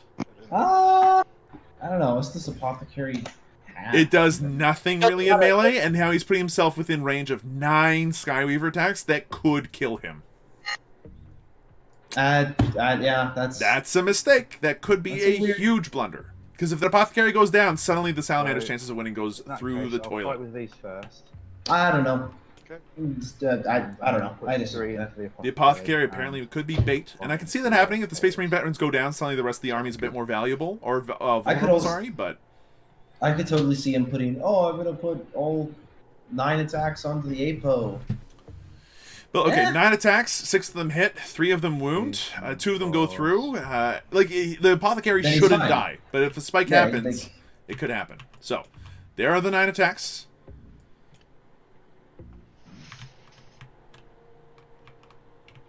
So 6. 6 wounds. All right. -2. These are AP -2, so 5 ups. -2. 1. Well, that's a lot of damage. And then 6 ups. That's 10 damage. Correct. You've got 5. Yeah, there you go. Not sure whether you can hear me or not. Alright, he's dead. Honestly, Oh. Now, see, that they won't kill the apothecary, Pants said. This is why you don't heroically intervene with your apothecary. Yeah. Because otherwise he'd have killed the squad, by himself. Yeah, and suddenly, now, the entire army is so much more vulnerable than it used to be. No heals, no... This Eradicator squad is permanently handicapped at 2 members. Yep. 5 up. Happens. Fail. Would have shot the Eradicators. One of the Eradicators is now dead. Or down to 1 wound, sorry. there's been a lot of your decisions. next unit. Is all I'm gonna say. Yep, I would agree. Nope. And now, I'm not going to say I've never done that. I've definitely heroically intervened with my Necron Overlord into a group of Screamers, and then realized that Screamers are actually really good at killing Necron Overlords. So, yep, Heroic it happens. intervention is always heroic intervention is always. It's so much riskier than it used to be. It's one of the reasons why I like building a Judiciary, so that way he can heroically intervene and just be like, okay, and you're fighting last. To be fair, heroic interventions used to be stupid. It's like, oh yeah, you can't target me. Yeah, no, Yeah. it used to be super dumb. But on Salamanders in particular, doing the 2d6-inch heroic intervention with the Judiciary is nasty as heck. You think you're going to pile in? No, I'm going to base you with this character that has a 60 mil base for some reason, and then you're not going in. Yeah, not the case anymore though. Welcome to 9th just edition. cause. All right, we're gonna have to see what these players do. If these incursors live, oh, we're doing the pile-in. We're going for engage on all fronts for 3 points here. That could be worth the points. I would imagine sacrificing some players is worth it. Okay, he would have to kill them all and get the consolidate. Now the pants. And doesn't the wood take away 2 inches from your pylon and consolidation as well? No, not a base move. Okay. That's cool. He is. You're staying closer to him. that wording works two ways, because the Death Guard, apparently their ignore modifiers to movement doesn't work Right. with difficult ground. Really? Of course it doesn't. That Of seems course it doesn't. so dumb. Oh yeah, slow and purposeful. Let's just Fine. make it Another- not Well, that good. It does mean that their 5-inch movement can just waltz through woods at the full 5. Like, my Which is fire why it's- warriors are only moving 4 Very inches through all narrative. that, so. Like, you just disease and decay the woods around us and stomp on through. Yeah, exactly. Like, what's that? A tree? Yes. Goomph. Gone. That is Hi, a my name is silly Matt decision. LeBonk. I bonked the tree over. Raise. That's terrible, I'm sorry. Anyway, if these incursors live, let's find out. Decent wounds. 9 at -2. Oh no, that's another good spike. Let's see what happens. Oh, These have to be sorry. saved on 5s. So it's likely the squad is Probably dead. Oh, he's got the right weapon on the troop. Oh, the Incursor squad lives. That's a big deal. Wait. No, it's dead. No, it's only 4 wounds. One's alive on 1 wound. Oh, they have 3 wounds each. Over They have 2 wounds. He only dealt 5. He only dealt Are these 4. not? Are these not the kisses? No, Oh, these they are are- these are the. If they were the Yeah. kisses, he would have saved almost Then I everything. would have brought He's taken gone. this guy. Gone for the additional AP. Yeah, What that's he fine, yeah. could have done there is gone for fine the by increased me. damage on the weapons, then they'd have been flat 2. That's my bad. So each failed save there. That's the general Okay. way as to how you run that Right. weapon. Oh, and it's worth mentioning now. You cannot consolidate to get the engage on all fronts for 3 points now. No. There's no Yes, way to yeah. wholly. There's no way to do it and get wholly Yeah. within the table quarter. Oops. Unless the Incursor gets lucky and kills off the only players that are stuck on this quarter. There is that chance. Did Incursors lose all 4 this turn? So far, 4 lost this turn, yes. They have a leadership of 7 with this one Incursor, to be fair, and the Incursor could just, like, run away. That absolutely could happen to Pants. He's All trying right, to get now, out. there's no way the other 2 players can get closer No. and be wholly within that objective. No. You're further away. Much further away. That one, he has to hope the Incursor kills him. Is effectively the only thing that works out here to get the 1 extra point from engaging all fronts. And this is taking time on his clock, don't forget. Like, Yeah, this is eating a lot of time on this clock. Like, we've got For turn 27 two, minutes he's already left. got 25 minutes left. Like, and if time goes out, the Harlequin player effectively just passes his turns. And the Salamanders can do what they want, when they want, how they want. Now, it's worth mentioning that Oath of Moment still hasn't happened yet. Ooh, and there is It's some not potential gonna happen. spice that could happen next turn. If Brayarth and Vulcan Histan do enough damage here, the 3 Star Weavers are close enough that they can all be null zoned. One good Brayarth Ashmantle shooting and charge phase could wipe out all 3 of those, putting a bunch of very vulnerable troops on the ground, maybe, but we'll have to see. These are the toughness 5 ones. I'm interested to see what you guys start noticing and thinking when it comes to Raise, that's not a good next fight start. phase. So let's see what happens here. 5. So that's the hitting, 5s to wound. 3 wounds. Those intercessors should be dead, but you never know. Let's find out. Just failed 2, please. You never know. Just failed 2, please. He says. as well, like, No, thank you. nice. Only 1 intercessor goes down, which means unless if this intercessor sergeant fails, and I'd spend the 2 CP to auto pass if I absolutely have to, this objective is secured, which means that the Harlequins could potentially lose their hold more bonus that they probably would have wanted to take here. Yep, that's fine. Do you have to take the best save? No, For all your competitive attacks. wargaming. You can take the worst save if you want. So if the Incursor does attack, they could choose to take it on their 6-up pants save and have the player die. Absolutely a thing they could do. I wonder if the Harlequin player knows that. We'll have to see. Go for it. Because I didn't know that. You do I'll have to do use the your one good weapons, though. You can no longer punch using your shitty close combat weapon. Hitting on changed. 3s. So I'm going to actually check that in more corporate. Is that a Hitting on fact? 3s. 'Cause I know you no couldn't wounds. not Choose fight. not to reroll that. I know you couldn't not fight. No wounds. The Incursor fails to kill the player, and so as a result, engage on all fronts is not for 3 points. I'll do the 1 sergeant into the Skyweavers.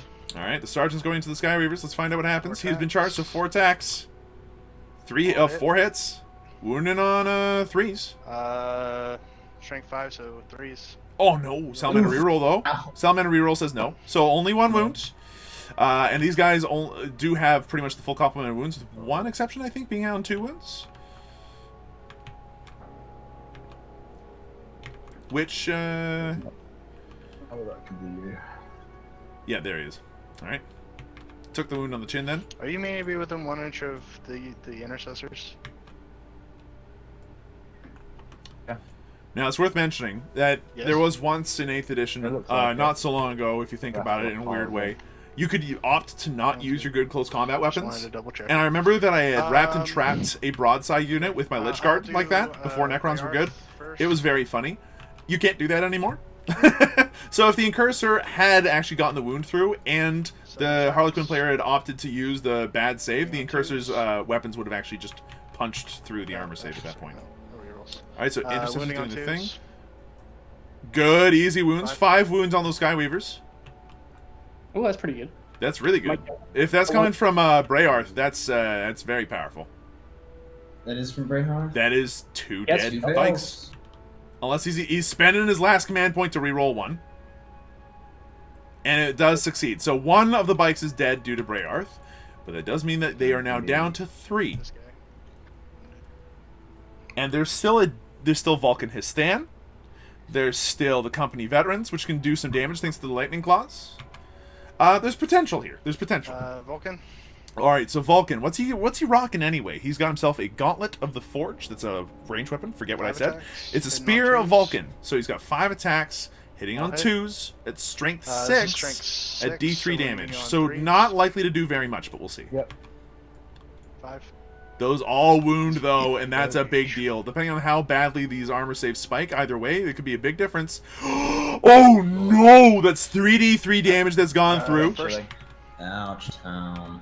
Yeah. All right, first one First going one. through. Right. Kills a bike. Hey. Vulcan his stand kills 1. What about the other 2? second one.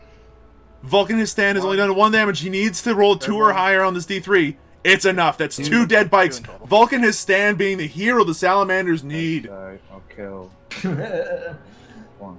Oh, but hold on. The Space Marine veterans were charged. They still will get the chance to try to pile in and consolidate if they want. And Okay. if not, that does at least Eradicators- free up the Intercessors and Brayarth to do what they want next turn. Good kills. Vulcan has stand doing their thing. Vulcan, he stands for the Salamanders. Well done. So, these are the Eradicators. Rerolling 1s. It's a lot of hits. On Now, these are wounding Also, on I'm 4s. pretty sure. Yeah, I was gonna say like. Oh, is just it because only if you're veterans- charging? 6. Yeah. Okay. I don't think the, And 8th edition the is if you were veterans can. charged as well. Yeah, I keep on trying to do that, and people keep getting mad at me because I've got the 8th edition one. I play Tau. I don't know what the Locked melee in phase my is head. anyway. Oh, I played Tyranids, so it's like. That was Alright, the so whole 1 thing. on takes a Okay, wound. I'm That gonna- Skyweaver's down to 2 wounds left. I'm gonna consolidate 6 inches now. Now, mind you, that 1 bike is still tying up an Eradicator squad, which is an excellent use of whatever number of points that guy is worth. I believe that's all the combats. However, there are still 2 Eradicators left alive. If the Apothecary were alive right now, this would have been a complete bust. There would have been 2 my completely cursor healed and my, Eradicator squads. my The guy- my, Space Marine veterans would have been healed. Sir, Yikes. fails. The morale failed, and as a result, one of them goes. But now he needs to roll for the other. Oh no, the Incursors are gone. Sorry. Is good. And then the Intercessor Sergeant over here lives. So as a result, he lost holds the 3 objective. The last Incursor is gone. There is a squad of players right there within Flame Aggressor range. Yeah, this is gonna be a very interesting turn. On your Skyweaver. I've rolled it. Is that clock still rolling on the Harlequin? It is, It yeah. is now. It should And be. Skyweaver passes their leadership test. Using a clock when they're like, "Oh, you're rolling your attacks now. I'm pressing the clock to you." Like, Oh, definitely. All right, Hands down. I Clock have to pass do back that. to the Sallies. Yeah. 2 point.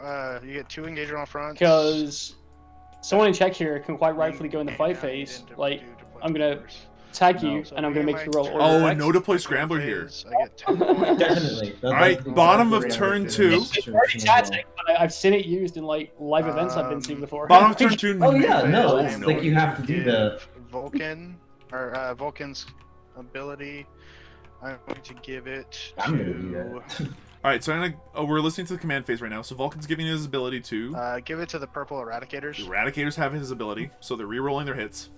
By the way, guys, do not use that tactic. You will not have any friends left in our league. What do you mean don't use that tactic? That makes perfect sense. If you're going to be rolling your, like, 30 Hormigaunt attacks, of course I'm going to push the clock over to you on my turn. Better roll all the attacks Right. because I've just tagged. Or if you're going to roll your Tau drone saves, yeah, I'm going to push it over to you. All right, so no, absolutely, toss it on to people for saves. Now we're into the movement phase. I've muted the players at this point. Brayarth Ashmantle currently has the rerolls from Vulcan and his stand, and the two of them are going to start stomping around and doing their thing. For the Harlequins. Yeah, so this is going to be interesting. The Libby is jumping right into the middle of all of them. This could be the null zone moment if he decides to actually go through with that. These players are super dead, would be my guess. The bikes are pretty much on their own. The Eradicators... Sorry, it's the Eradicators that have the rerolls. Sorry, my bad.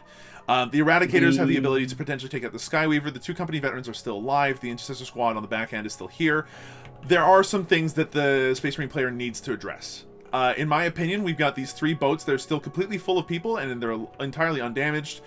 We've got the squad of Starweavers back here, and the Librarian is positioned for a null zone, so that should be interesting.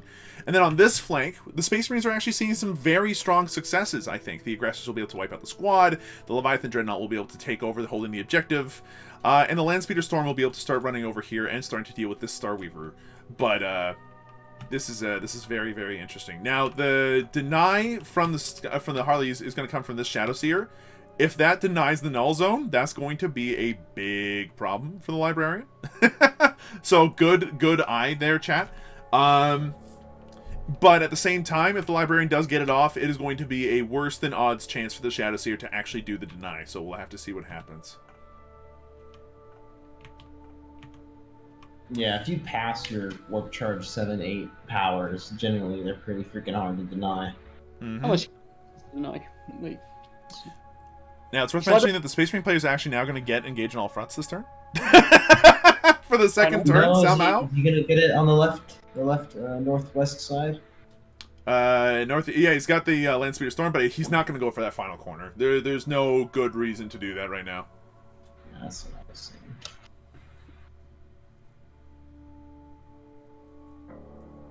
Here come the scouts. Yep. They can disembark from the Landspeeder Storm after this Landspeeder Storm is moved, which is a very powerful ability. Now, so he doesn't score this next turn.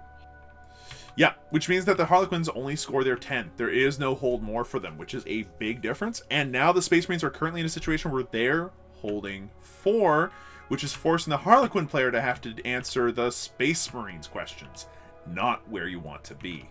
It seems as if the scouts are also going for deploy scramblers as quickly as possible. Can they move after getting out of the storm? Good question. I actually don't know. But I have to assume the Salamander player... It is an assault vehicle. I have to assume that the Salamanders player knows their rules better than I do. They only can't charge. That makes sense. Wait a minute. Okay, Leviathan Dreadnought moving forward, chunk, hiding from the fusion boats, not bringing the Cyclonic Melta-Lance to bear on the far squad, but they are bringing it to bear against the Starweaver. What's he doing, this guy? Well, it's 240 points. That's about to blow the crap out of this Starweaver, maybe. Oh, he can draw line of sight because he's on the objective now. Yeah, got you. Yeah. He can draw line of sight because he has to, be within range of the objective, and yeah, it is what it is. I wonder what he's going to do with this whole tricky situation. The Eradicators probably have to fall back to allow the Skyweaver to do something, but the other option is he could just stay in combat, use bolt pistols, and then try to kill the Skyweaver in close combat, but then he'll likely lose the Eradicator? I'm not sure. Oh, there we go. The Intercessors are moving out to deal with business here. Mind you, they're all facing the wrong way. They're gonna butt slam him, but it is how it is. Kind of slam. Wait, not everyone's quite as pointed about making sure that their models are facing the right way. Oh, it's something that drives me nuts. It drives me nuts too. I have to rotate my fucking models. Okay, veterans have come out to go ahead and help Brearth and Vulcan Hastan be a little bit harder to kill. Mind you, they are out in the open, and they're not exactly sporting storm shields. So... In case you're wondering, guys, the score right now is 28-23 to Harlequins. Yep, I'm trying to update the score like at the end of every battle round at the moment. Okay, got you. But here, I can do that right now. So It's fine. I'll one. just give commentary on it randomly. It's 27 because the Deploy Scramblers doesn't count for anything. Oh yeah. To 22.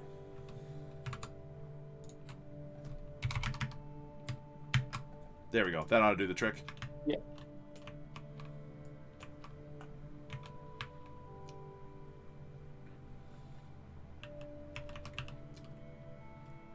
Yeah, I think the clock's going to be the killer, like, this match. Definitely. Yeah, if the Harlequin player does not pick this up, it's going to... Like, it's a game he should be winning.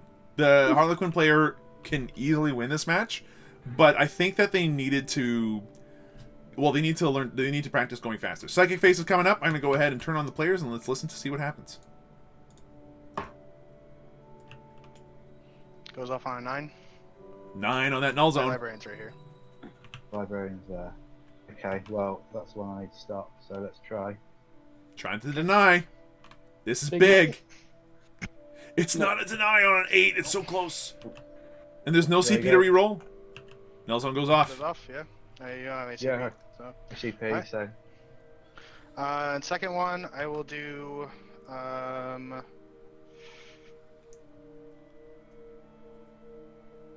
So that Librarian's probably we'll do, dead next turn. But But it's super worth it if they can do enough damage.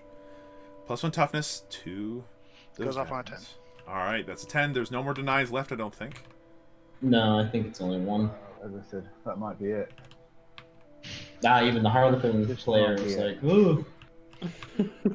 Oh, that's huge. Oh, this is, like, pretty It good. hits the Star Weavers as well. Yeah, no, it's hitting everything, and the Yeah, troops that might, can't deploy out far enough to keep their invulnerable save Okay. either. And there's going to be a whole lot of shooting, and then charging and murdering. I If just they can get noticed- rid of enough fusion, Change of tone in Loveday's voice there when that went off. He's like, oh, first and fuck. foremost, I'll do these 5 intercessors I'm into the dead. Skyweaver. Alright, so the intercessors are now going to go ahead and shoot the Skyweaver. 15 shots. 15 shots, let's see what happens. He's hitting on 3s. Hitting No, on 4s. 4s. Rerolling 1s, because I think they're within range. Am I within 6 of Vulcan? I believe I am. Should be. No. Ooh, yes, barely. Yeah, the back guy Last is. That's something you would have to know when you're doing your movement phase, folks. Like, definitely plan for that kind of stuff. Okay, I not played- bad. That And reroll one's fourth this help. wound. Rerolling one of those wounds because of Salamanders. There we go. So a total of 6 wounds. Odds are the bike's dead. Let's find out. Yep, just 6 up save. No, the bike's True. alive. On one. No, that wound. one has the invul still. That one has the invul still. Okay, since you don't have an invul, where is the best? Now, I expect those intercessors will charge and kill the Skyweaver later. However, now's the interesting part. What choices are we going to make here? Now, normally, if you're playing a game like this and you have a clock, it's easier to go for the things that have only one shot. So I would go to First the and aggressors foremost, next, these- then to the scouts and stuff like These- that. But he's the going purple right for He the Rangers difficult has stuff so first. much. He has so much time to burn. Oh, I Is know. the Yeah. thing. I Time is know. no- But like, at least it relieves the burden of having to think about it. And at this point, he has to do. He's doing all of his tough I'm gonna be thinking hitting now. On 4s. What you shooting? Purple Eradicators are shooting the Skyweavers. Okay. Eradicators into the Skyweavers. They don't have an invuln save. 4 shots So hitting on forced 4s, to hit, rerolling rerolling everything everything. because the Chapter Master rerolls. It mattered for one of them. And these will Wounding be on 2s. choose the wound, rerolling everything. 3. 3 at minus a whole lot. That goes These through their are armor minimum save. 3 damage each. And they're a minimum of 3 damage. So that just Okay. kills 2 Skyweavers. 3 dead. Yep. 3 Skyweavers, Wait. sorry. So we went from 5 Skyweavers to 2 Skyweavers. Oops. Turns out when you knock out that invul. Yep, and there's only 1 Skyweaver left on the terrain. If they only kill 1 Skyweaver now at this point, then yeah. They do have their invul save back. though. Yes, they do.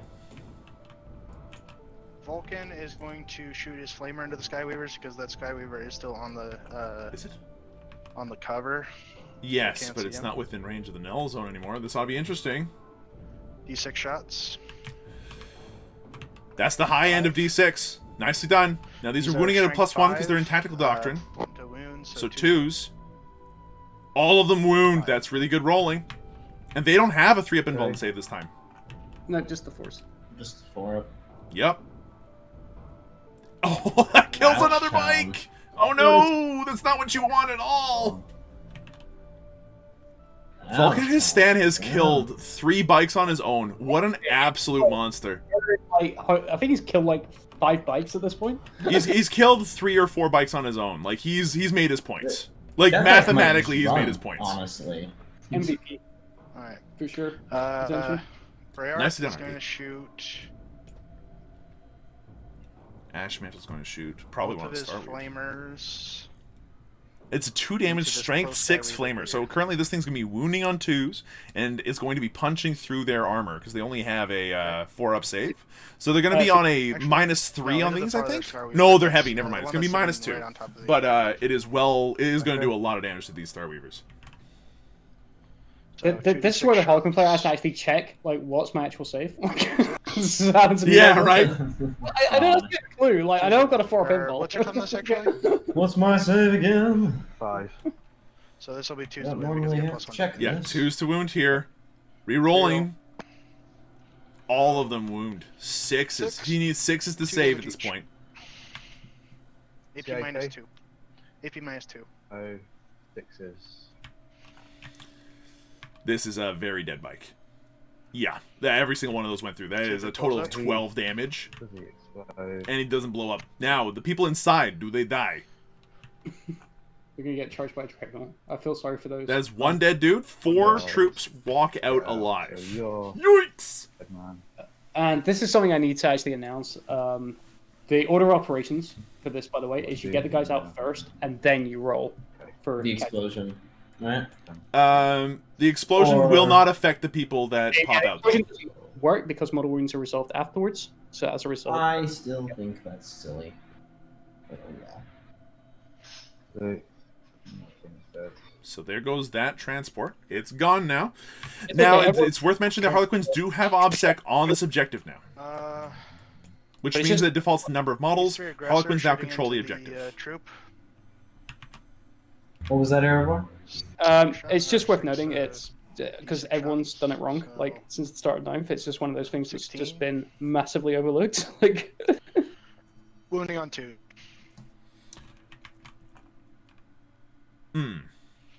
16. 16 saves on these players. 16 wounds. So the Flamestorm aggressors are now shooting these players. As you do.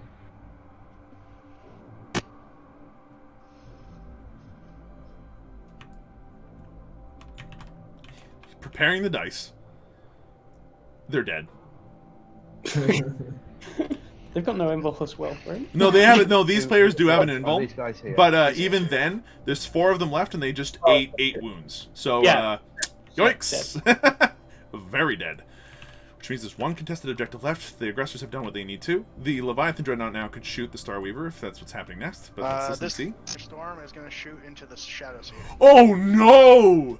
I didn't even think about The that! Shadow Seer. Oh, that's Seer. not a good thing. Now, the Shadow No. Seer is probably going to be okay. It has a -1 to be wounded, and the Land Spear Storm doesn't have that many Heavy guns. But, oops, that could be a problem. Shadow Seer should be Reason. fine, I think. Should be fine, but there is a Good. chance that the Shadow Seer dies here. It's not large, but it's a chance nonetheless. So you're telling me there's a chance. That's all that matters. Oh, he's good. Oh, he looked And out the there. Cerberus launcher. Oh! 3 shots. 2 hit. 2 wound. AP nothing. Doesn't matter. 1 goes One through. goes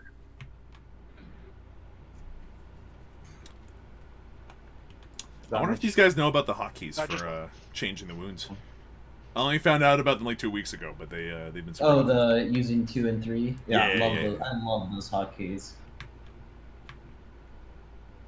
All right.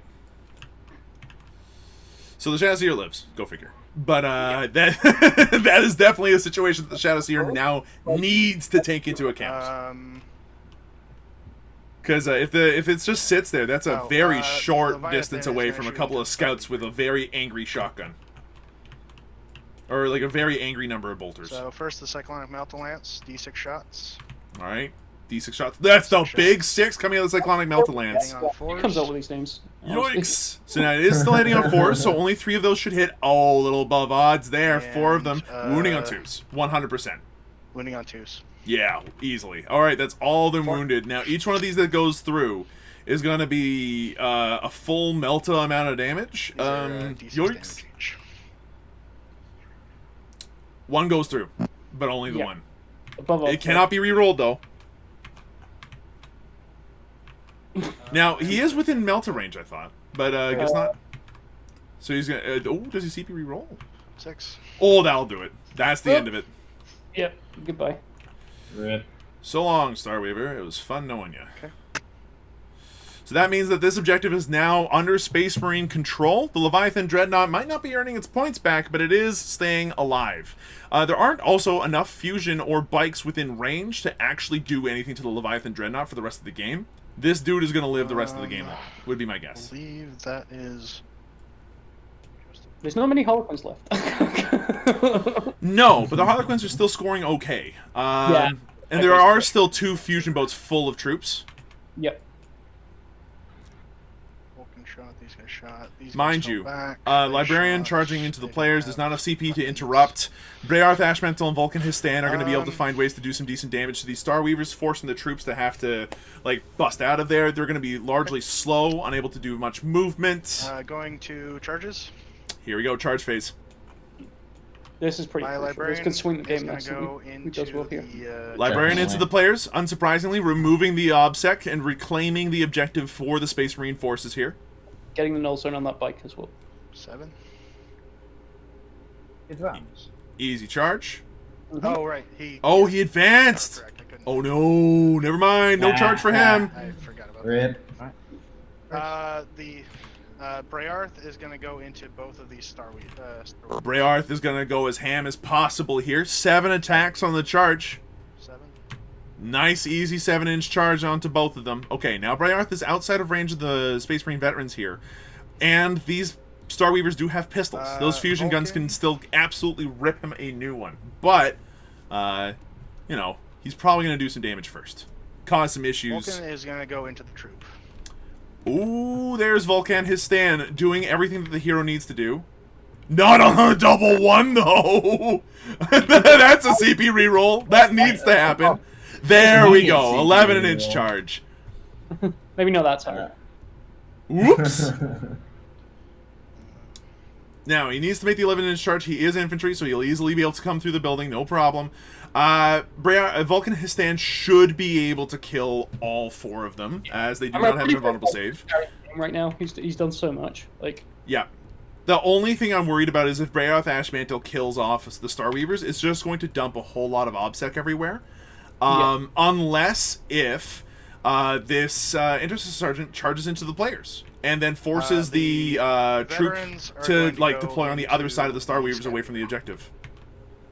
yeah, this is where you got to get really smart recharges and like Definitely. to try and force him to be in like not on that. Space Marines are the easiest army to play in the sense that they're all very efficient and all very good, but you do want to know how to work your melee phase. Like this, the charge phase and the fight phase are the most complicated phases in the game, and knowing how to do them properly can seriously swing the game in your favor. You have to be careful.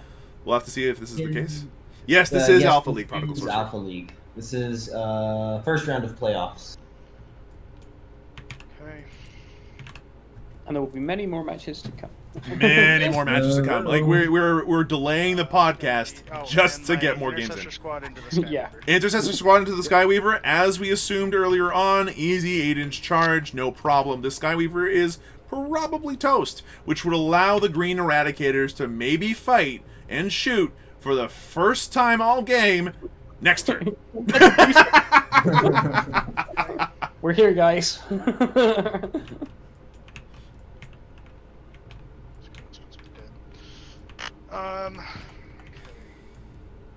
Alright.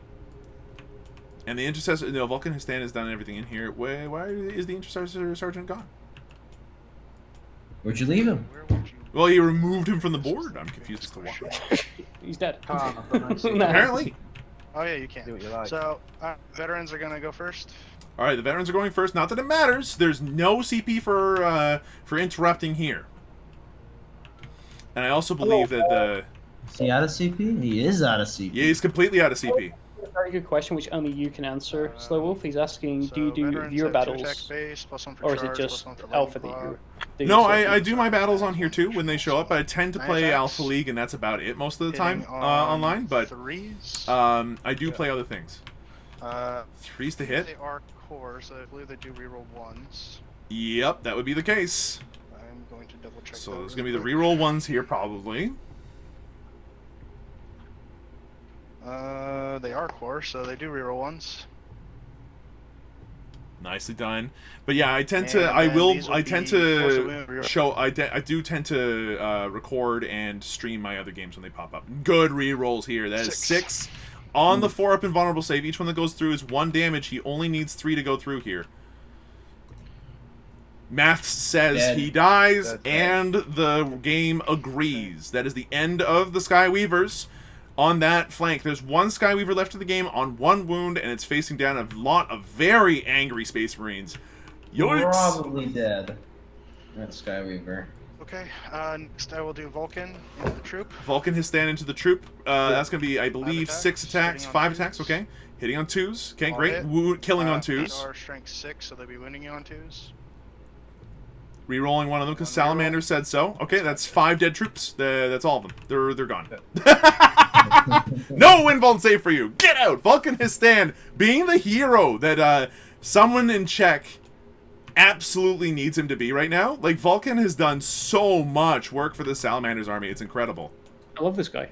Yeah, he's been an absolute boss the entire game. He's barneyed away like multiple bikes on his own. He's now come in and wiped out the troop squad. So now there's only one thing. Like, the Salamanders are now holding this Brayarth, objective, Uh, and now Brayarth is going to go in here and absolutely I'm ruin gonna everything.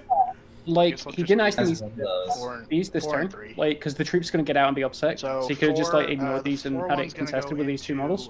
Your Yeah, but you know, at least he's gonna be able to punch them and then consolidate into the fusion blasters. Tuesday. I mean, like, at this point, it doesn't really matter. Like, if strength you 16, consolidate so into the troops that They pop out, just- he they can just fall back and shoot. and Yeah, shoot exactly. anyway. 2. Yeah. They're 4 damage each. So Damage, right? So he's dead.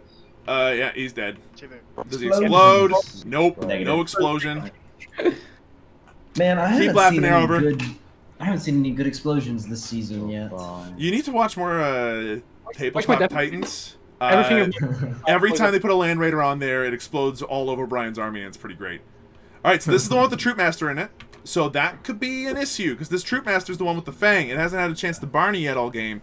Now the Assassin's out. And the There's Star no Reaper. Apothecary to stop him with the 6-up Feel 3 No attacks on the Pains. other guy. Yikes! And now they just need to be with outside of an inch of the Librarian and everything else as well. All hit. Okay, Brayarth Ashmantle now So, going to the other blows Star up, Weaver. Or see if it blows Dead. up. It is dead. It does not blow up, however. So we know at least that Oath of Moment's going to be getting 1 point this round. Roll Yeah, they roll that one.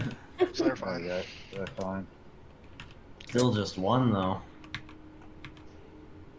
Well, the Harlequin player is going to be able to get 5 from the Shadowseer, 5 from back here, and is not holding more because the Space Marine player does hold the back, and then the southeast and the northeast objectives as well now.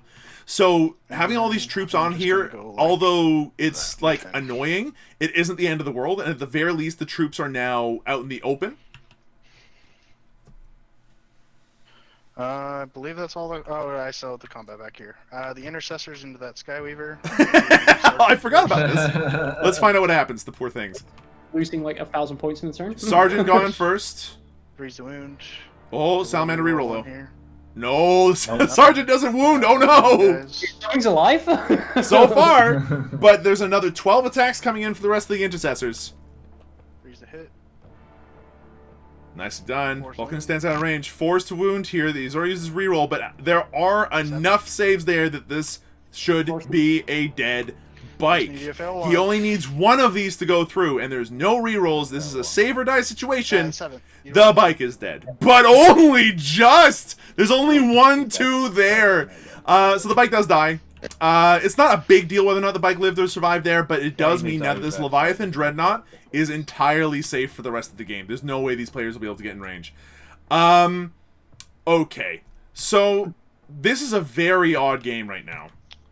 There's no other combat. Okay. Yeah, that's everything. Which leaves morale. Slash, I didn't hear whether or not these players got out without any of them dying. I imagine they did. I think one died. Yeah, maybe one. Nope, I'm counting. All 10 of them are still alive. And the Troop Master's alive too. Hmm. So, at this point, it's the end of the turn. There's not much to the command phase for our Harlequin friend. So I'm going to go ahead and mute the players while the Harlequin player continues to do his movement. Guys, we're currently looking at a very interesting score right now. Deploy Scramblers has been almost completed now. Oath of Moment goes up for 1 because he's actually finally killed a vehicle. And at the top of Battle Round 3, the Harlequins are sitting on an additional 10 points, putting them at 38. To the Space Marine score of 25. And sorry, it's 37 to 25. I think Salamanders take it at this point. Like, the Honestly. enemy. The lack of models is an enemy, like, right now, for sure. I don't know, like, I think, yeah, like, going all in like that was, like, all or nothing. Granted, he got the Centurions, but then everything else and the null zone just made sure that everything other than 2 units of troop died here. And then he got the other bike at the back, which was pretty big. And there's not many assets left for the Harlequins right now. He needs to basically secure this objective and be really careful on his time to, like, have a chance here, I think. It's the time issue. I think that's going to cost the Harlequins. I still think the Harlequins are in this to win this, if they do this properly. It's going to involve using their models appropriately. The Troop Master can probably kill the Librarian on his own. The Fusion's going to have to go into Brayarth and kill him. They're then going to have to tie up and kill the Eradicators, remove the Veteran Sergeants, and try to get the kill on the OBSEC. Fusion cannot go on to Brayhearth because the command squad is right there. You gotta be kidding me! He's right there! How did they not see this Dreadnought? Anyway, we got this troop squad here that's gonna fusion the Veteran Sergeants so hard, and then there's another 6 fusion in range of Brayarth Ashmantle there. He's putting the Shadow Seer into the... Has to. Now this is a potentially big risk, because now there's nothing on this objective. And this Starweaver is going to be able to go over there to do this. Oh, he's mounting them up. He's giving up the back objective here. Okay, it should be noted, actually, that because of Null Zone, Vulcan does not have his 3-up invul, and could be potentially weak to... So the order of operations here in shooting, if they decide to do things badly here, could mean that Brayarth actually keeps his stuff. But, yikes. He should not shoot that Librarian yet. He should totally try and kill Vulcan or something else before he does that. I would say fusion these Eradicators even. Well, let's see what they're actually doing, though. We can say woulda, coulda, shoulda, but what he has done is completely abandoned this back objective now. The home objective for the Harlequins is bare and open, ready to be taken by the Landspeeder Storm, just taking the objective and pretty much guaranteeing that my home is your home now. This Starweaver is now also a fusion boat. It has a full squad ready to go in there. The Harlequins currently are potentially going to be able to control 2 objectives by the end of their turn, leaving the Space Marines with a guaranteed hold more, pretty much, because they'll have the 3. Yeah, that's maybe not where you want to be. And Arrovor does bring up a good point. Even if they wipe out this entire section here, there is enough DACA and enough backup here that they will be able to put in a good number on these Harlequins, which are not now able to move fast enough to stop the Space Marines from scoring, like, everything on their primary, for deploy, and for engage in all fronts now for pretty much the rest of the game. Yeesh. In hindsight, I thought that the Harlequins still had this game in their pocket, but after you mentioned that the company veterans are stopping Brayarth from being killed by fusion as easily, yeah, this could be a problem. They literally just brought it up, Dave. It's just like not being able to shoot the Dreadnought. Yeah. Bodyguards are a really good rule, but it is dumb when it's on a dreadnought. I'm beginning to understand. Like, it makes sense when you're Lich Guard or you're are protecting your Overlord, when your Death Shroud Terminators are protecting your Lord of Virulence or your Demon Prince. But this? Weirdly, it got changed in the Death Guard Codex. I'm expecting NFAQ to change it for SM, like for the Death Shrouds. Their bodyguard rule got changed quite drastically. How so? As in, it only works on characters that are 9 or less? I think it's like worse than that. I'll have to double check, but I'm pretty sure it doesn't work for Demon Princes. No. That would make a big difference. It might, if it only works on infantry, then that makes things interesting too, because Lich Guard protect Catacomb. I'm not sure if they protect Catacomb command barges, but they only protect nobles at the moment.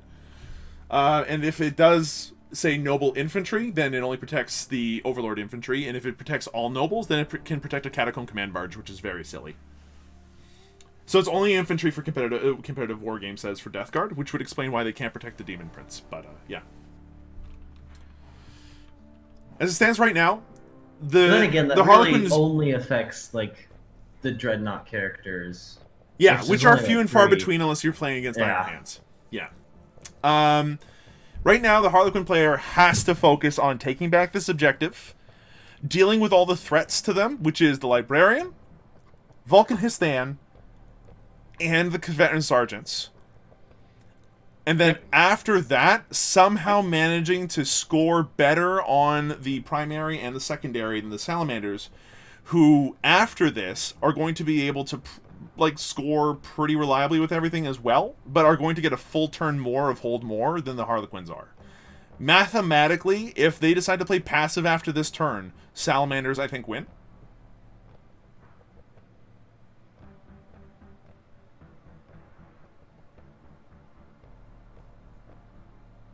To be fair, this does make me happy. I'd much rather have to face a Salamander player than a Harlequin player as the playoffs continue. It's worth mentioning that the game's not over yet. The Harlequin player could roll hot on the fusion and then could absolutely overrun. Like, 2 troops are probably better than 2 wounded squads of Eradicators, which is what's happening. Very true. Yeah, and like if everything goes according to plan. This fusion boat's out of range with most of its guns, but the Librarian is out in the open. It's about ready to die. I'm pretty sure we're in the shooting phase now, so I should probably turn on the players. But this is going to be a haymaker of a turn. Let's listen. Can't take them off. They're dead. I get no Yeah, info. even Company veterans are done. No info on the minimum. Opening up everything here Okay. for the second squad. Yep. So Okay, then the new- Trick- But they Death have to Guard. kill at this point they have to kill Brayarth, and then they have to charge and kill Vulcan Histan. We've got a hallucinogen grenade launcher from the Shadow Seer as well. Yeah. Don't forget the grenade launcher. Boost to It wound. does so much. He's toughness 8. Okay, so that's a wound. The new Death Guard. -4. Death Oh Shroud no, thing he's is toughness also 8. bad. 6 up. So the fusion goes through, but Damage. Brayarth is probably gonna live. 2d6. The highest. -1, and then you've got your 4. 4 wounds through. Brayarth still has the feel no pain, which he passes none of them. Takes 4. Takes 4. He's still alive though The on 4 players wounds. will shoot him as well. So, he's 4s. 4s. Oh no! Oh, Brayarth that's- Ashmantle! More like invulnerable, man. Because if they try to that's- charge him, there's still 1 CP in the pocket. That's an easy Overwatch with many flamers. Yeah, the Shadow Seer is going to That's fire kind of. That's grenade. wow. While there's still time. Shadow Seer doing their thing now, trying to use the grenade. Best weapon in 40k, let's see it. To hit. He's going to roll a 1 to hit. It's assault and of advanced, so it's Naturally. -1, so 3's to hit. Oh no, he does hit. It hits! And then it's 2d6. Rolling against leadership 9. I'm leadership 9. It rolls higher! It's mortal wounds! Leave it. Oh my god. It's only the 1 though, and he's gotta feel no pain. Oh. Universe is back in balance. Feel no pain though. And it's fine. It Oh wait, no, is it only a 6? I thought it was a 5. it was only 1 mortal wound. Yeah, it was 1 mortal wound and he rolled a 5 to save against it. It did no damage. Mind you, he's now leadership 8. So, There's that going for him. Librarian getting Brayarth the +1 toughness was very good. Oh no. I rolled 4. I rolled like 2 one's a 2 and a 3. So By the way, even Chad, if you want to talk one Tau after all three this is probably done, wouldn't. let's talk Tau, okay? No, Possible. let's not. Let's not do that. I've got places to be. So, Now, Love Dave has some Shadow Seer tough into choices. Librarian. Okay, Librarian's probably just going to die to the Shadow Seer. Shadow Seer into Librarian. Easy charge, Librarian's probably going to die. Just goes don't in. start the combat with the Shadow Seer, friend. Where's the Troop Master gone? Okay, yeah, so he could kill his Dreadnought, essentially. It's possible, though very I unlikely now. still think it would have been a great idea to send the Troop Master into Vulcan because his invul save is down right now. Yeah, and we want to see that fight as well on the stream, Yeah. right? No, and like charging Brayarth is a mistake right now. Like it depends. Like no matter who charges Brayarth, Brayarth is going to get 2d6 automatic hits, wounding on 2s. Like Let's go. Sending the troops into Vulcan. that's not bad. not necessarily going to do a lot, but it could hurt him. Oh, it could do tremendous because his invul save is gone. Right, but his invul save was a 4-up, and he still has a 2-up save It was a normally. 3-up invul save. Oh, Vulcan his stand has a 3-up invulnerable save. Yikes. Yes, he does. All right, For well, some reason. he's saving on 4s, which isn't that much worse, but it could be a big deal. Let's find out. Oh, We will find out. Yeah, that's the Link Twilight thing. And there's no CP drops here, which is No, pretty there's no CP for the Harlequins here. Well, there's 1 CP for each team right now. good. Yeah. So this fight phase needs to like clear this objective completely, or it's pretty much game. Yeah. Now it's worth mentioning, Arrovor, when you were talking earlier about the lists and you were talking about that Death Jester that stopped Overwatch, this is the situation where you need that jank. Yep. This is exactly the situation where you need this kind of jank. Because right now, Brayarth is just standing there going, I will heroically intervene into whatever that does not charge and kill it if you don't overwatch me. Like right now, it's within heroic intervention range of the Troop Master if the Troop Master doesn't charge, or the players if the players don't charge, and it will be able to fight Okay, before after all the charging units have done so. So crafty heroic intervention can do some good work here. It's definitely scary right now. He's thinking about the Troop Master here. Like, Yeah, of course. has to think carefully. Go charge Vulcan. The stream wants to see it, right? That's all we care about right now. We want to see this. I want to see it. Like Vulcan dying here is a big deal, right? And he cannot charge Brayarth with the Troop Master right now because he doesn't have an invul. If he tries to charge Brayarth, the Troop Master's dead. I'm gonna Overwatch. Oh Yeah, no! he went into it. He went into No! Why? You don't have a save! Oh no! Oh no! It's 11 automatic hits that are wounding on 2s. What are you doing? He's fucked. That dude is so unbelievably dead. That is 22 damage. So no more choreographer of war, which means like problems, really. Yeah, he really feels wound Troop- here. He's well, not now part he's of the not. troops. I don't kill the troops. Oh! Oh my god! Wait, who did he charge? Good game. Well played. Oh, he's calling it. He's conceding. All right. He's conceding. Yeah, and that's fair. Like he needed this Troop Master to go in, do work, like, and yeah, like guess you pointed out, technically not having it's Death gotta- Jesters to turn off Overwatch was like big there. I do technically. I think we technically have to run through at least the points. Really I big. don't know Like if Yeah, now they're talking through the points. basically on my Oh turn, I no, will- that was I would have charged with the troop first and then had the Troop Master follow up afterwards. Like I would have sacrificed the entire player You get 15 squad every turn, first. essentially, won't you? yeah. I would have sacrificed the And I other will- player I squad will push first the place in order to make sure that Brayarth overwatched the wrong dude. The Troop Master was the one guy you needed to survive. Oh no. That- At the moment. I don't I have know. one more Because I turn, remember maybe we'll kill it. rewind Well, I to guess before I did kill the start of this guy's turn. We were like, so- he should just Yikes. ignore the left side because the bikes are if I there. just Go don't attack fall the right back. side with all the sky boats. That he just went all in on the left. Yeah, Yeah, he it tried was- to match the Salamanders toe to toe, and apparently That was Null not a Zone good idea. No, does not no, help no. that. 4 points. That was a bad idea. I think you forgot about Oh, Link was the killer. Like what are you doing? I'll get 4 points on it. You My get friends, what? 2 for on center, earth. 1 for killing a character. Isn't it? Yeah, of course it is. Yeah, Yeah, two yeah, for sorry. center. What hath Yeah, happened yeah. this day? And Okay, then look. on fronts.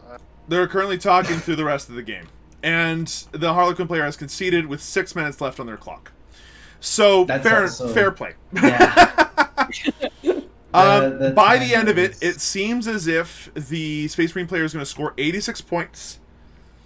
To the Harlequins, I would imagine closer to like 40-something. Because they still have this boat on this objective that's not going anywhere anytime soon, would be my guess.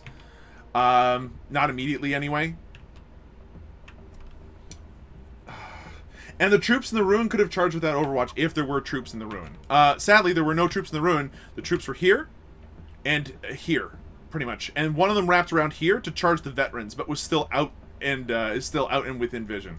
What he could have done was sacrifice this troop over here to charge, because it could have been out of Overwatch, out of the null zone range, and then charged in with a 4-up invuln, which would have kept them potentially more alive. And even if they died at that point, at least you still have the troop master capable of charging Breoth Ashmantle without any further problems.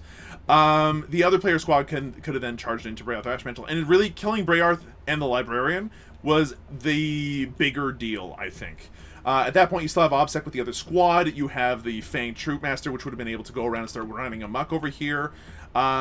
Yeah, that was, I think, the only real chance. The other thing that they should have done, I think, would have been to leave the one-player squad back here, and then, you know, countercharge and kill the scouts, eventually, taking back this objective. The Land Speeder Storm would not have been able to kill them in time. The boat would have been alive long enough to hold an objective as well. Competitive Wargaming, to answer your question, the Shadowseer charged the Librarian, and it was actually beneficial to null zone there because it was eliminating Salamanders invul saves as well. But either way, the Librarian would not have died before the Overwatch, so the Troop Master was dead there either way. Sadly.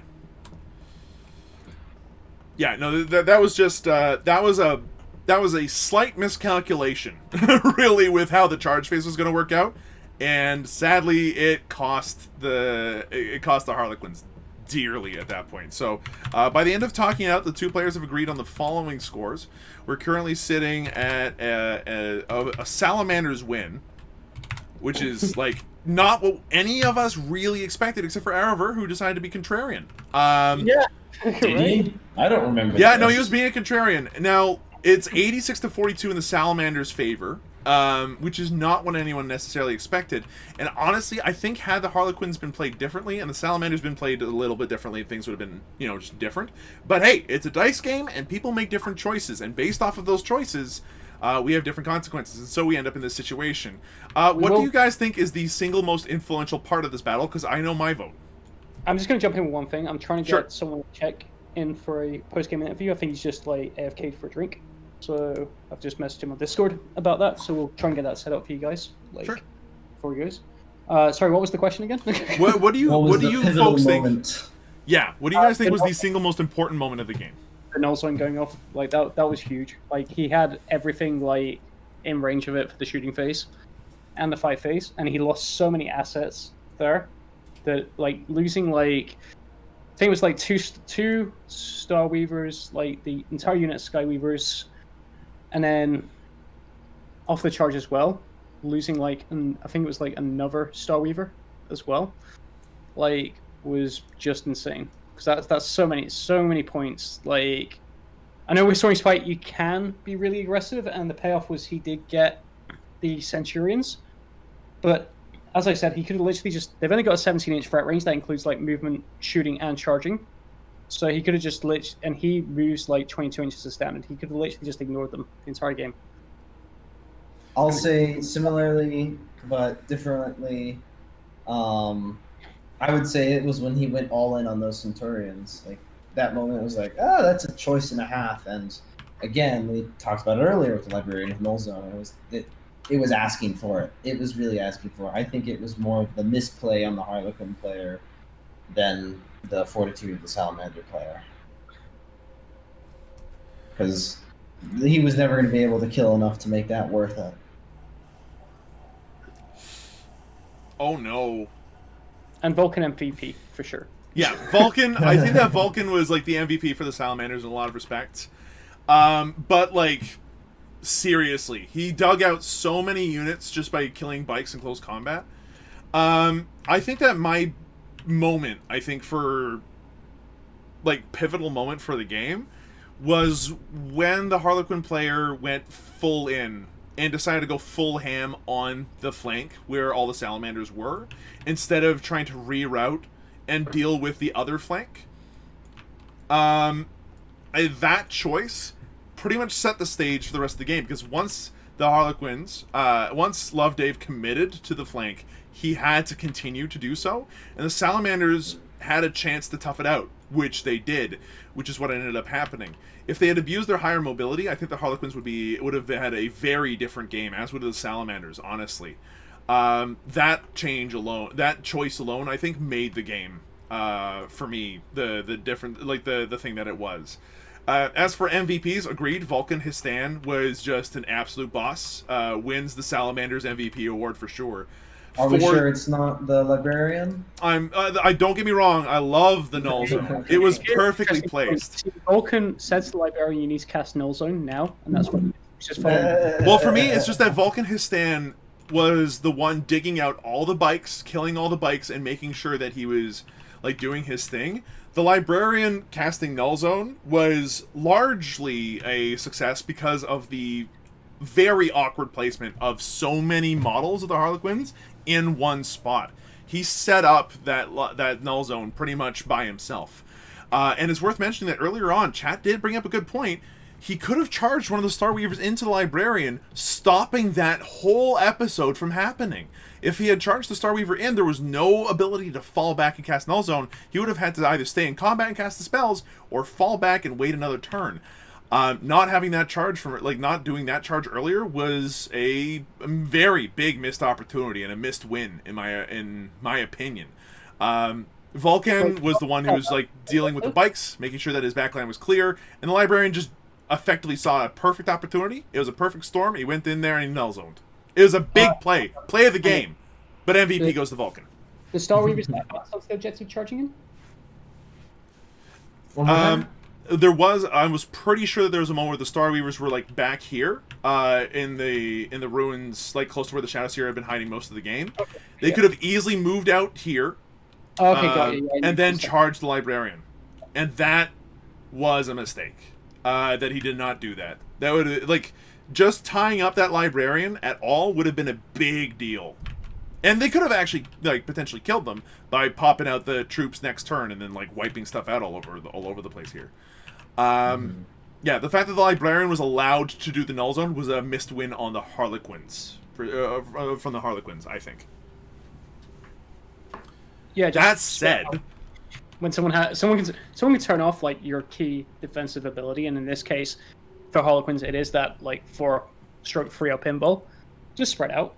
Another thing, actually, would be the turn one, the Star Weaver charging into all of the units in the ruins instead of the Eradicators around the back, and the Centurions, of course, getting the Overwatch and charge on them. Yeah, that was a big deal.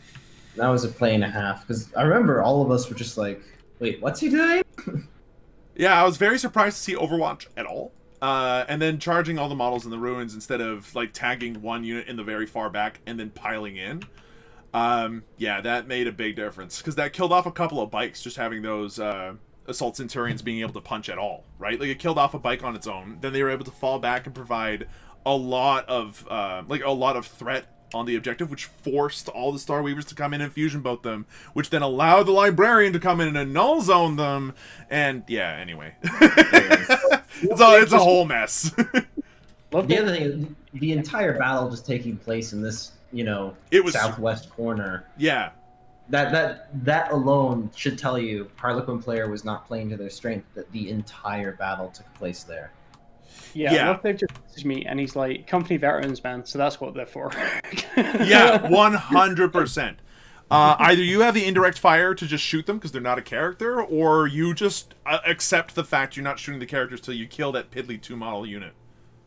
Yeah, whenever you see something like that, like, ask questions like, why is there 2 guys, like, just hanging out? Like, for that purpose and that purpose alone. Exactly. Yeah, of like, course. it just reminds me of, like, when you like, back in 8th, you used to play against a guy playing Knights, and he'd have, like, one Tech Priest. and you'd be like, why do you have like one tech priest? So you could do the strat to give the knight like 2d 3 more wounds back or something ridiculous. I don't remember. Yeah. Or no, it was to do the repair twice, and you could repair him for 6 as a result. Yeah. Yeah. That's what it was. Yeah. Also give it like admit buffs as well. Like, Yeah. There was for that. It's a good thing that those days are kind of gone.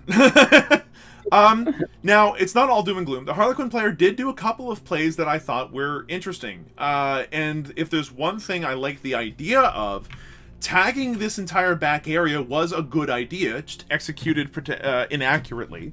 And if you're going to commit to a fight on this side, at least they got rid of the Assault Centurions. We were saying the whole game that the Assault Centurions were allowed to do what they wanted to do. They would have absolutely wrecked house. If they weren't fusion boated, imagine what would have happened if there wasn't the heroic intervention mistake from the Apothecary, and he was allowed to bring one back and heal another one or something like that. The null zone goes off. Suddenly you've got the Assault Centurions doing a whole bunch of nonsense. At the very least, the Harlequin player committed to killing the Assault Centurions, because if any one of them had survived, that would have been a second Brayarth Ashmantle, effectively, in damage output. It would have been disgusting. So, the Harlequin player did have a couple of good ideas that went through, and that I think were good choices. I think that the Salamander did a good job of, at least continuing to play and, scrambling the points where they needed to. Good play out of the Landspeeder Storm, I think. And although the Leviathan Dreadnought didn't do all that much this game, this wasn't the game for the Leviathan Dreadnought to do anything in, anyway. 4-bit vaults tend to be the problem there.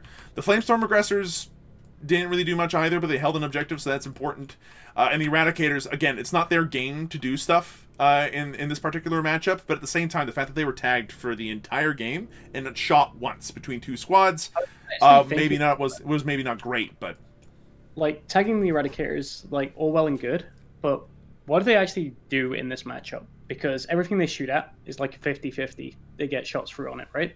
Oh, it's 25% of shots go to wounds at all. Yeah. Right? Yeah. Because you're hitting on 4s, wounding on 3s against boats, 2s against bikes, and if they're within range of the Shadow Seer, -1 to wound. +1 to wound again, though. On everything, so... Yeah, and then half of those get saved. You can always reroll if you need to. The Eradicators are actually not that threatening in this matchup. Yeah. So we can... If we're all good, we can get someone in check-in for a post-game interview. I don't know how you guys did that yesterday, but whatever method worked. Well, I think that the idea is that we just hop into one of the Alpha League Discord channels and then conduct the interview in there. Yeah, that works. Okay. All right, so I'll meet you guys in Alpha Stream. Yeah. No, don't use Alpha Stream. You just use Alpha 2 because that way I don't need to change any permissions for him. Alpha 2 it is. Yep. In the meantime, though, folks, this was definitely a heck of a game. Very strong play out of someone in check and some serious mistakes on both sides. What do you guys think, chat? If you guys have anything in particular you want to talk about, then now's the time to ask questions. As we're able to address it, you're able to talk about the game and effectively backseat game without any problems because the game's over. So go hog wild. Now, for some strange reason, I can't hear anybody in here. I wonder why that is. It's just no one was talking. Oh, okay. Arrowverse Circle is turning. We're listening to you. Oh, okay. Sorry about that. So, we're all in the room, and we have someone in check here in the chat room. Congratulations on your win. Thank you. Thank you. So, there must have been a lot of different things going through your head over the course of that game. What did you think initially, seeing your opponent's list and how everything was deployed and everything? What did you think were your chances at the start of this match? Pretty slim. I've actually never played Harlequins before. I've played against Harlequins before. I've always I played for a long time, but I just got back into 40K during COVID, and it was I don't know exactly what they're gonna do, but I'm gonna try it. And try it you did. You did end up coming out with a win. Now, the casters and I were definitely talking about a variety of different things that went strange and some things. So I figured it might be a cool idea to start talking about some of the plays and some of the things you decided to do and what moments you thought were pretty important. So one of the things that we noticed was that librarian play near the end of the game was a game-defining moment. Yeah. like was like I know that you picked Null Zone specifically for situations like this, but did you expect to actually pull off a Null Zone this big? Not necessarily that big. I was hoping to at least get like one Starweaver unit and then maybe one of the boats. But I mean, being able to get what I got was very powerful, and definitely I wanted to capitalize on it. So, Hey, just real quick, can you mute yourself in TTS? oh yeah, better. Yes. There we go. And yet there it was. Now, that said, there were a couple of other moments where things were looking pretty rough. First turn, all those bikes, 15 of them just like running down the side, and they knocked out your Redemptor Dreadnought pretty much immediately and started taking over the objective, but your brave Intercessors held out for as long as they possibly could and did a good job of that. During a situation like that, you managed to kind of come back into things and repel that kind of invasion. That's not something every army can do. What were you thinking when you saw all of those Harlequins suddenly just jump down your throat? Well, I mean, I think the biggest thing was just being able to have the Salamanders ignore AP -1 for a lot of his shooting really helped, especially when it came to the bikes. But I definitely, I was very concerned at first, and I knew I was going to have to try and catch him in a way that I could like take advantage of being able to use my characters, because my characters are like very hard hitting, and then also just get it like chipping in full models when like killing full models when I could. Speaking of characters, what's your choice of MVP for the match?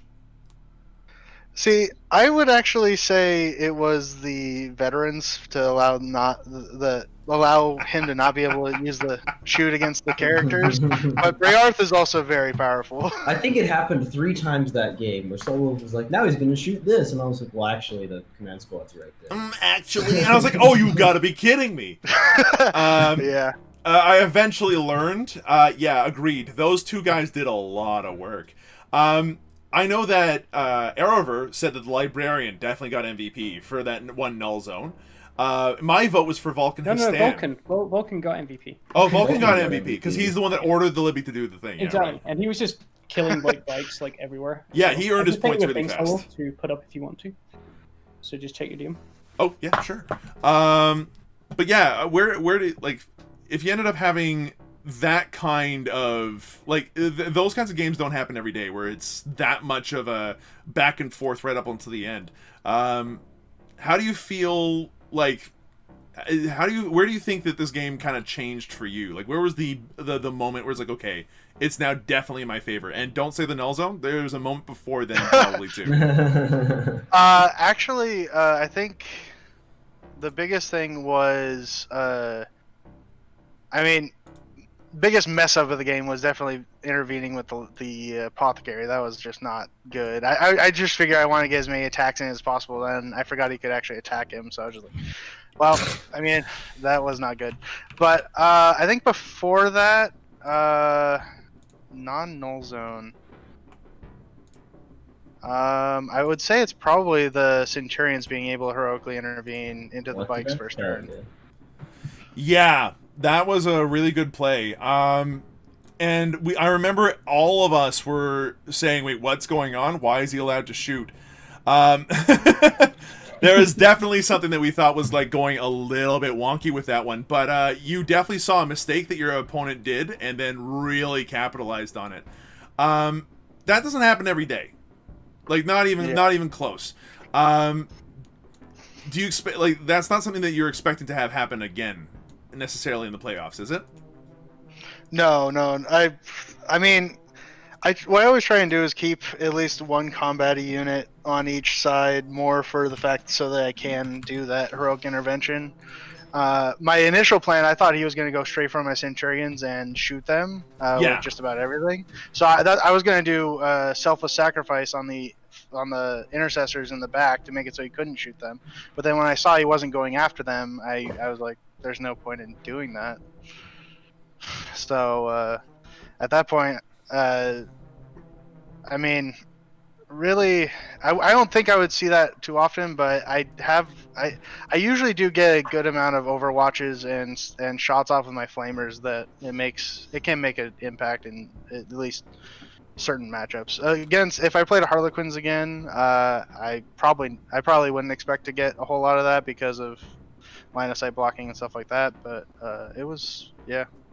Speaking of Overwatch, Brayarth Ashmantle absolutely roasting the Troop Master. What were your initial feelings on that one? I feel so bad for that Troop I Master. was surprised they didn't charge him with the troop squad first. I thought the troop was going to go in so that he would soak up the Overwatch and then at least try and kill him with the Troop Master. But I don't know. I guess at that point, seeing how much died in that turn, I think kind of broke his heart a bit. Yeah, that absolutely happens, and Space Marines in particular are very good at killing things, so it happens. It was really funny though, like the entire match. We're like, I feel like this guy's never played Harlequins before, and then it was like, we feel like this guy's never played against Salamanders before. Just this whole match. Yeah, there were a couple of moments like he does know that they can do this, right? And then we weren't necessarily. Yeah, I sure. mean, I think I brought that turn 1, right? I was like, so what strats does he have for this charge? We thought that he was like asking you them like at the time. But I think it was a bit quiet, and I'm guessing he didn't, and then just went, or maybe he did, and then just went for it anyway. No, he didn't ask me about the strat for that, but I let him know about the not being able to shoot characters right off the bat. And yeah, Fair. yeah, because I mean I want to get any people in gotcha moments, so. Now, Was the Especially when Overwatch it comes gotcha to that. moment though? That one looked like a gotcha moment. He said he knew about it. He was like, "Oh yeah, no problem." But I mean, it's possible. I'm not entirely sure. I mean, it's up. I kind of get what you're saying, Rallo, but I think it's kind of up to like the player to go like, what can you do? Like, if I charge you here, you know, like you can't like expect to like know everything, or be told everything. Otherwise, the chess clock would run out if I was to go through like every single ability of every single guy, like in my army. Very true. So. Yeah, so information like that, for anyone watching, for sure, be sure you know that. Ideally, before you even move the model, like into that position for the charge, because at that point you're like damned if you do, damned if you don't, like right away there. Honestly, that's a pre-game thing. It's like, all right, stratagems. Can you advance and charge? Can you fall back and do this? Do you have a heroic intervention strategy? Say shenanigans. Yeah, and I mean, both of us said that we both kind of looked up each other's stratagems and stuff just to see what there was. So I'm not exactly sure what was, like, if it was a gotcha moment or if he just No, I don't think so. didn't think about it. No, Yeah. I think he did everything to let him know, and if he said he knew, he knew. And that seems totally fair to me. I wouldn't feel it's not that I would feel badly or not about that, but at the same time, I think that was perfectly fair, and that means that the game is fine. You should have a clear conscience about that. Now, there was another interesting thing that happened over the course of that game, in that you had two flanks kind of going on. You had the home flank, which was busy defending the entire game long, right up until the end, where you kind of struck out and really hit a hammer blow that knocked the opponent off of his feet. But then you also had the other flank, where the Leviathan Dread was, where the Incursors were, and where the Scouts inevitably kind of went up. They kind of got off scot-free. They were allowed to do whatever they wanted. And I wonder if what you think about that, whether or not that was something that your opponent could have penalized, or whether you think that it made sense for your opponent to go hard on the other flank. No, I definitely think that he had one squad of bikes that fire and faded first turn. I totally thought that second turn they were going to zip over and try and either kill the land speeder storm so I couldn't move him up the board more, or he was going to kill the aggressors or something. The fact that he didn't, it allowed me to not get punished on that side and just kind of take control, because all he had was the one unit essentially. Yeah. I was also saying that he could just like abandon that objective, like completely, like bunny hop his like Star Weavers, so that one that was on that objective on the flank just takes his one in his deployment zone, and then that one moves across to the one that just had the Shadow Seer on, which you took some pot shots at with the land speeder in your next shooting phase. So because you move pretty slow and he can go wherever he wants on the board. So it's just like, I can't fight this with like one Star Weaver and a unit of troops, so I'm just going to go elsewhere. Yeah. What was your thinking behind picking Oath of Moment as a secondary? Well, at first I thought that I was gonna be not focusing so much on the sides, like where he went. So I thought I was gonna be able to get more units into the center to capitalize on that 2 victory points. I knew I was more or less going to be falling back a lot just because they have. I mean, you can just tie up a lot of units. I also figured I was going to get at least one of the boats a turn or so, but it wasn't the best pick. But I don't feel like there was a whole. The only other pick that I normally take with this list is While We Stand We Fight.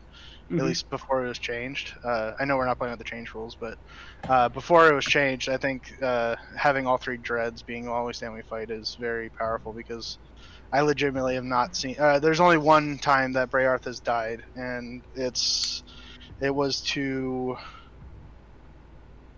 basically a whole 2 eradicators and another unit shooting into him.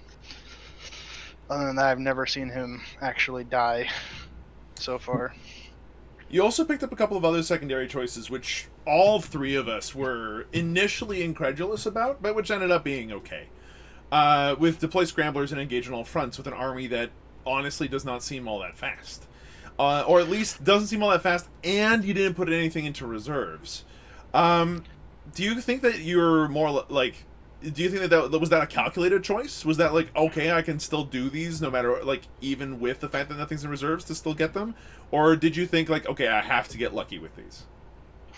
Well, I know that I can basically always complete Deploy Scramblers because they changed how the Landspeeder Storm is, so now it's an assault vehicle, so they can get out after it moves. So knowing that they can get out, move into the scouts into the enemy deployment zone, that's purely why that scout unit and Landspeeder Storm is there, is for Deploy Scramblers.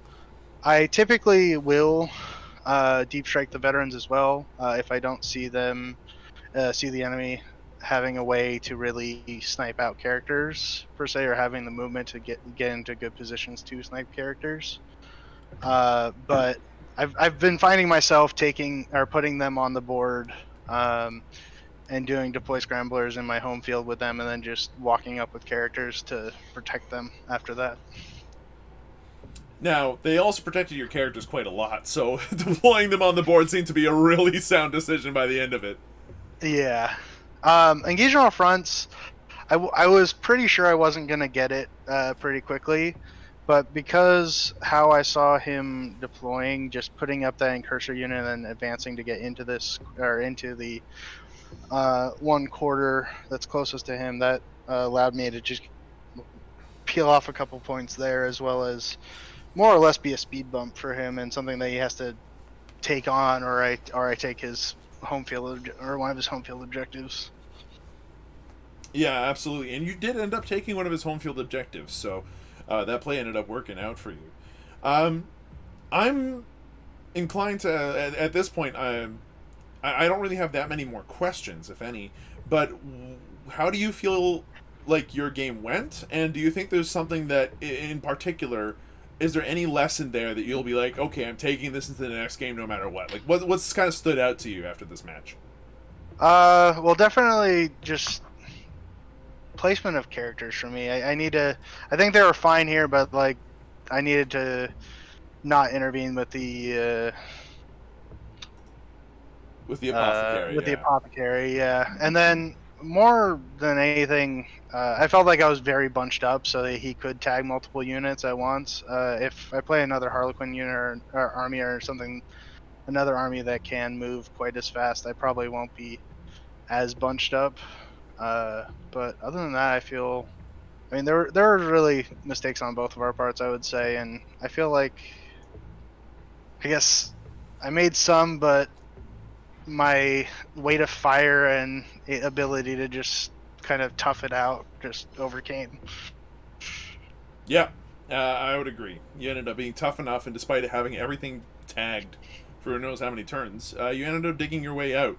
In particular, Vulcan just absolutely like bossing his way through so many of those bikes. Really, like, to me, it seemed like it helped a bunch. All right, Yeah. Arrovor, Rallo, do either of you two have any questions for the victor of today's game? Do you know who your next opponent is? Do you have any idea on that? I was going to get on. I was going to lead on to that. Yeah, I believe it's so- actually Glarg, is it not? Yes, you're fighting Chaos Demons next. It's pretty much a cookie cutter of the list that won a GT. It's got Magnus, Big Bird, like Load of Horrors. How do you feel about that matchup? Like going into it, if you've had any time to look at it. I haven't had much time to look at it. I played against a similar list, but it didn't have Magnus in it. But really, there it's just more making sure my characters can not get smited and not take those additional mortal wounds. Because I did fight someone that I was like, okay, I'm just gonna put my characters in front of the vanguard or the veterans, and they won't be able to get shot. But then I forgot about psychic powers, so definitely when it comes to that, I'm gonna have to adjust that thinking. But other than that, I mean, I don't feel the flamers and everything. I feel I can take care of his nurglings and more or less his chaff and stuff. So I think Librarian Null Zone is probably going to be the biggest thing in that match as well. Yeah. Especially if I'm able to get it within even two or three units, that would make it very big for him. In particular against some of the bigger invulnerable saves, and as you found out, invulnerable saves going away means that you suddenly have a much easier time. Yeah. That'll be great against demons, honestly. As long as I can get it off. Yeah. Yeah, as long as I can get it off. Yeah, That's the question. They have so many denies, and some of them are so strong. So like that's gonna be a tough matchup. But hey, I mean, if you're feeling confident going into it, all power to you. Like, good luck. Hopefully we can cast it. That'll be really fun to watch. Do you have any parting words of wisdom for anybody in the chat? Like any tips or tricks for Salamanders or how to play against Harlequins based off of your first couple of experiences? Well, I would say definitely don't underestimate flamers. They are very powerful now at 12-inch range, and definitely take the company veterans because they are extremely overpowered for their price point. All right. Yeah, it's really upsetting. Like we were all, well, me and maybe like one other person, were really rooting for the fight between like the Troop Master and Vulcan, and it just didn't happen. And I was Oh yeah, I thought for sure you were going to slingshot the Troop Master Vulcan with his invul save down from the null zone. Yeah, that was an on tilt kind of moment. I think Love Dave had a really rough game at that point, and I can understand the mindset, but just goes to show mental resilience. It's really important if you want to play competitive 40k at this, against some of these lists. And especially don't charge your Troop Master with no invuln save into Brayarth Ashmantle when he's got a CP. Don't do it. We were sitting there. Don't do it. Like the sad part is if he didn't charge Brayarth, he was heroically intervening, so something was gonna happen. But yeah, and even with Brayarth being nerfed in a good amount of ways, his points drop also made it so he's just. It's hard to not include him. Yeah, it's hard to not include him. Yeah, he's super cool. I really like him. He's like he's kind of like just a way better Leviathan Dreadnought almost, as long as you give him the proper protection. Well, he doesn't shoot that much. Well, I guess the flamers are actually pretty stupid. It's the 2d6 strength 6 AP minus 2 damage flamers that tends to do a lot, but then you also have the claws at strength 16. It's nice. At 4 damage each, yeah. 4 damage each, no less, and you can give it +1s to wound, and oh, jeez. In case if you needed it. You're already wounding on 2s on everything in the game, but in case you come across that one Toughness 9 Chaos Knight. Yeah. Alright, well, that's probably it for us. I'd like to thank you again for coming on and hanging out with us, someone in Czech. We really appreciate it. Congratulations again on your victory. Good luck in your future tournament games. Thank you very much. Yeah, and thanks again for a really well-played game. It was a lot of fun to watch. We definitely had a couple moments where we were shouting and really enjoying ourselves. So yeah, highly entertaining, and thanks again for volunteering for taking the time to be streamed. Yeah, awesome. Thank you very much. It was fun. All right, and for everybody else, I'd like to go ahead and thank you all for listening. This was the playoff match between Love Dave and someone in Czech. Harlequins versus Necrons. Really strong showing there and a really fun game. And a very different game from the last one we cast on Saturday. Tau Talk will have to wait for another time. Well, we'll try. Who's actually? I think we've got like one person playing Tau in playoffs. There's one left in playoffs, yeah, with a very different list than mine. So very interesting stuff. I hope we get to cast them. Thanks again for watching. This has been Arrovor, Raulo, and Slowwolf casting our game tonight. I'd like to go ahead and thank Arrovor for helping to organize, like not only helping to organize the tournament, but actually organizing it and helping to organize this casting business effectively. If anybody wants to speak to Arrovor, where can we find you? They can't. On Discord, if you're new to 2DS 40k, if you've been joining us not through the server, so to speak, I'm going to post a link to the Discord server where we have hit over 40,000. What do they even call someone on Discord? I guess users? Like, yeah, that's a silly number. So not prepared for that. Like, just doing this on the fly. So I'm going to put the Discord server in. Everyone on here is a really friendly bunch. If you want to learn the hobby, we have learning the game rooms. You can easily find a game using our looking for game chats. If you're interested in taking part in the next season of Alpha League, you can message me once you're on there. I'm really easy to find. I'm right at the top of staff. So message me about that, and I'll definitely look into getting you onto Alpha League for next season. So I'm just going to put the Discord server into the chat again. Done that once already, I think. And yeah, that's pretty much it from me. Yeah, thanks guys for watching. And Raulo, if people want to talk to you in your fabulous voice, where can people find you? Literally just ping me. Like, I'll hang out in Alpha Chat. I'm relatively new here, actually. I only started playing last season, but I was given the opportunity to join some people with streaming, and it's real chill. Y'all a great bunch. These lots of people, good players. It's fun here. Just if you want to see me, literally just ping Rollo in chat, and I can, within the next 2 seconds to a day, be like, yo, what's up? And you can find more of me doing a whole variety of different things over on my YouTube. We're still here on the Twitch. We'll be back again, hopefully next Saturday and Sunday with some more games. I've got one last plug. Sorry to interrupt. Oh, please plug away. So this, if you guys, we talked a lot about 40k, like in regards to like Alpha League this season, in terms of podcasts, and we're gonna have the VODs and everything else going up on the TTS, our server, Discord server. Everything's so confusing. Everything's all over the place. Our server YouTube channel, which is TTS Warhammer 40k. So if you want to check out the podcast for like more content, or if you want to like watch some of these stream games, which will all be going up on there at some stage.